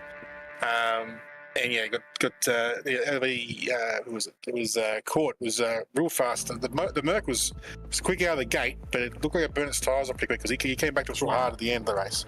But it was a bit tricky to pass, so wasn't really there. And then also, we realised in the second race that the setup we had way too much downforce because everyone was tromping us in a straight line. So we sort of hamstrung ourselves there because we basically the one strength the BMW has is a straight line speed, and we'd freaking handicapped it. So that didn't help us in the second race, but we managed to get I think it was top 5 in the second race. So it wasn't too bad. And yeah, the Porsche race, it was interesting. It was one of those things that at the start of the race, the iRacing server said the track was lightly wet, and that's like it's the very lightly wet is where you start to think about putting dries on and feeling a bit more confident it's going to be fine. So lightly wet was a gamble. And then tonight was one of those nights where the gambles definitely didn't pay off, because pretty much everyone who gambled got stung. And it appears, as Joe was saying, it appeared that the crossover was basically in the last lap or two. So that was a bit late in the race for the drivers to cross over for the guys to get their time back that they'd lost already on the slick tyres. But as all in all, it was very interesting. And unfortunately, the damn pit bay was very slippery. I ended up sliding like a bay and a half too far forward. So I went way worse than Joe, because Joe pitted a lap later. He stuffed up his in lap, and he stuffed up his pit thing, and I was like an extra 2 seconds behind him when I went in. So it was disappointing, because I could have had him there, but unfortunately had to just fall outside the top 10. So not quite. I still can't quite crack that top 10 this season in the Porsche. That's all right, mate. You'll get there eventually, I'm sure. Were you with me in the broadcast booth, or were you out on the track when Dale switched the lights off at Phillip Island in GT4? Because it had a real history repeating itself vibe about it tonight. I can't remember. I've been in GT4 in the dark in Phillip Island in a race. I think also maybe in commentary as well. So maybe one or the other, but that was a while ago. So. But yeah, it was one of those things. As soon as it happened, I looked at the clock and it said 10 p.m. and I was like, I know exactly what Zuino's done here. He's slid his bars and not looked at the second part of the time. He's only looked at the first part. PM, yeah. So he got the same message, and he's gone through and checked everything. So apparently he claims that was the only one that was the boo-boo. So hopefully we should be right for the rest of the season. But and also remind him too, because he obviously didn't check the short lap roll-up thing. So going to check those as well, because obviously that was a long way around to start the races. And downside of that is it minimises our time to practice, which tonight you needed in the Porsche with the rain. Yes. But all in all, night was it's been probably one of the better nights for me, because I've had a bit of bad luck in the other series. So tonight managed to get through without having too much contact. I think there was one time where I defended the move and Stato didn't care, and got a bit rugby penalty into the hairpin at Algarve, but that was probably the most sort of hairy, dangerously, scary sort of part of the night. The rest of the stuff was pretty incident-free. So, all in all, decent night. Just hoping, just try and get on top of this BMW and get back to the pace we had at the start of the season and climb ourselves back up that list. All right, very nicely done, and thanks again to you and Daniel Benefield for holding forward here on Monday night.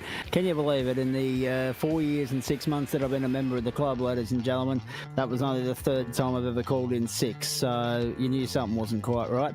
But again, thanks to everyone for, carrying the weight, picking up the freight, and for all the well wishes as well that I had over the last couple of days. It's a little bit embarrassing, actually. You spew a couple of times, you get 2 litres tripped into you via the IV, and everyone's like, are you okay? Yes, I'm absolutely fine. Still plenty of fire in the belly just yet. Thank you, Adam Lavis. Appreciate that. Good luck next week with Brands Hatch. I'll see you Monday night. We're just about done here on the platforms of the Gentleman Sim Racing Club across Facebook, Twitch and YouTube. What's that? 10:51 p.m. Wow. It gets away from you when you're having fun, ladies and gentlemen. No doubt about that. Big thanks to Spreyton, Ciders, Waste Options, Orbic Australia, Bowens, The Builder's Choice, JJZ Constructions, merch.tgsrci.com, M-Wave Australia and Flash Graphics, because put simply, without them, none of this happens. Least of all, the picture-in-picture, the side-by-side, which we're loving that initiative from Daniel Correa and Josh Zuno throughout the course of this season. I sincerely hope that Daniel Benefield enjoyed Coldplay. I had a friend actually pop up on socials tonight saying that she's selling 4 tickets to their Saturday night concert next week in Sydney. I begrudgingly threw mine away for next Wednesday night in Sydney because I couldn't be stuffed. And it's $200 that I, would like to get back, but I probably won't. But I've now got a ticket to the Ipswich Sports Awards in Ipswich instead next Wednesday night. If anyone's looking for one ticket, I might be able to steer you in the right direction. I don't have any contact with this person anymore, but I do have their details. I may be able to get you a ticket to Coldplay on Wednesday night, if you so wish. But no guarantees, because it may have already been sold, but I just haven't seen the money for it yet. Let's have a look at what's coming your way on the platforms. The Gentleman Sim Racing Club across Facebook, Twitch and YouTube. This is what the rest of week 5 looks like for you. Downforce Legends tomorrow night from Knock Hill. That'll be well worth the price of admission. 8:30 Eastern Daylight Time. Joe Baldwin and Nick Fodiatis with you for that one. 20 minutes for race 1, 30 for race 2, and that top 25 reverse grid for that second race. That'll be well worth the price of admission. 8:30 Eastern Daylight Time as we go to Scotland on a Friday night. Mountain Men, in the Tatani CR. Excellent, lovely. From Mount Panorama Bathurst on Saturday night. 32 laps the journey there, 8:30 Eastern Daylight Time. I hope you can join us for that. Of course, that's a members-only invite. That's not a broadcast race, of course. That's just get in and enjoy it in Discord with your mates. Then we kick it off again Monday night, week 6, back half of the season underway. This will be a drop round for Nick Fodiatis. We might actually twist his arm and get him to join us in Central Commentary for this. 7:45 Eastern Daylight Time from his beloved Sebring International Raceway in Florida, as LMP2, with thanks to Spreyton Cider, gets stuck into the second half of the season. 30 minutes the journey there. It'll be probably 16 laps in those cars, 15 at most, at least. GT3 follows, week 3 of 4 primetime sprint racing affairs for you. Main course takes us to the Red Bull Ring in Austria, first time round this season. 14 laps for race 1, 24 for race 2, top 10 invert, of course. We'll bring you race 1 from the AM split, race 2 from the Pro-Am, 8:45 Eastern Daylight Time. Tuesday night, introductory formula takes you to the Phillip Island Grand Prix circuit in the Formula 4s. Race 1, 10 minutes. Race 2, 15. Race 3, 15. Full invert for the second race. Top 10 invert for the third. 8 p.m. Eastern Daylight Time. Wings and Slicks follows from Interlagos in Brazil. It's a sprint round for those guys. 15 minutes for race 1, 25 for race 2. 9:15 Eastern Daylight Time. Introductory formula for JJZ Wings and Slicks, I should say, for JJZ Constructions. GSRC NASCAR Truck Series with thanks to Orbic Australia from the Chicago Street Circuit, over 20 laps on Wednesday night. From 7:45 Eastern Daylight Time, we go then to Donington Park in the UK for Super 3 and Super 2 to the national configuration. So the short shoot, race 1 over 15, race 2 over 25 minutes. The boys will flick servers partway through, like what we do at GT3, to bring you one race from Super 3, one race from Super 2. That is 9 p.m. Eastern Daylight Time next Wednesday night. And then next Thursday night, I'll be back in the sleepy state, 112 years behind civilization, but we'll be bringing you the sixth round of GT4 from Barber Motorsport Park, over 40 minutes from 7:45 Eastern Daylight Time. And then on to the Porsche Cup with thanks to Spreyton Cider from Brands Hatch in the UK. 11 laps for race 1, 18 for race 2, top 10 invert, of course, for race 2, 9 p.m. Eastern Daylight Time. The return of the Benchmark next Thursday night. We're looking forward to that. The Emperor of Porsche Cup racing on the platforms of the GSRC back in the house, just to test himself against the current crop that are putting on a magnificent show in this championship. 5 genuine contenders at the moment. 10 points covers the top 4. Corey Lazarus catching up very quickly. A lot to be excited about when the Benchmark returns. Just to make his presence known, just to rattle the cage, throw the cat amongst the pigeons, and grace us with his presence once more from one of his all-time favourite circuits, Brands Hatch, next Thursday night. We're very excited for that. If you want to get amongst the action and everything we do here on the platforms of the GSRC, race.tgsrci.com is where you go to join the club and access all the information relevant to what we're doing when we're doing it. If you want to get a stocking stuffer for Christmas, about time we start thinking about it. November gets underway in 63 minutes time on the eastern seaboard, at least. It's already underway in New Zealand. GSRC merch.myshopify.com or merch.tgsrci.com for all your GSRC paraphernalia. That's it from us. We're done. Sincerely hope that you've enjoyed it on the platforms of the Gentleman Sim Racing Club across Facebook, Twitch and YouTube as much as we've enjoyed bringing it to you. And look forward to doing it all again, same time, same place next week. But before that, of course, we've got to get through Friday night, we've got to get through Monday night, we've got to get through Wednesday night as well.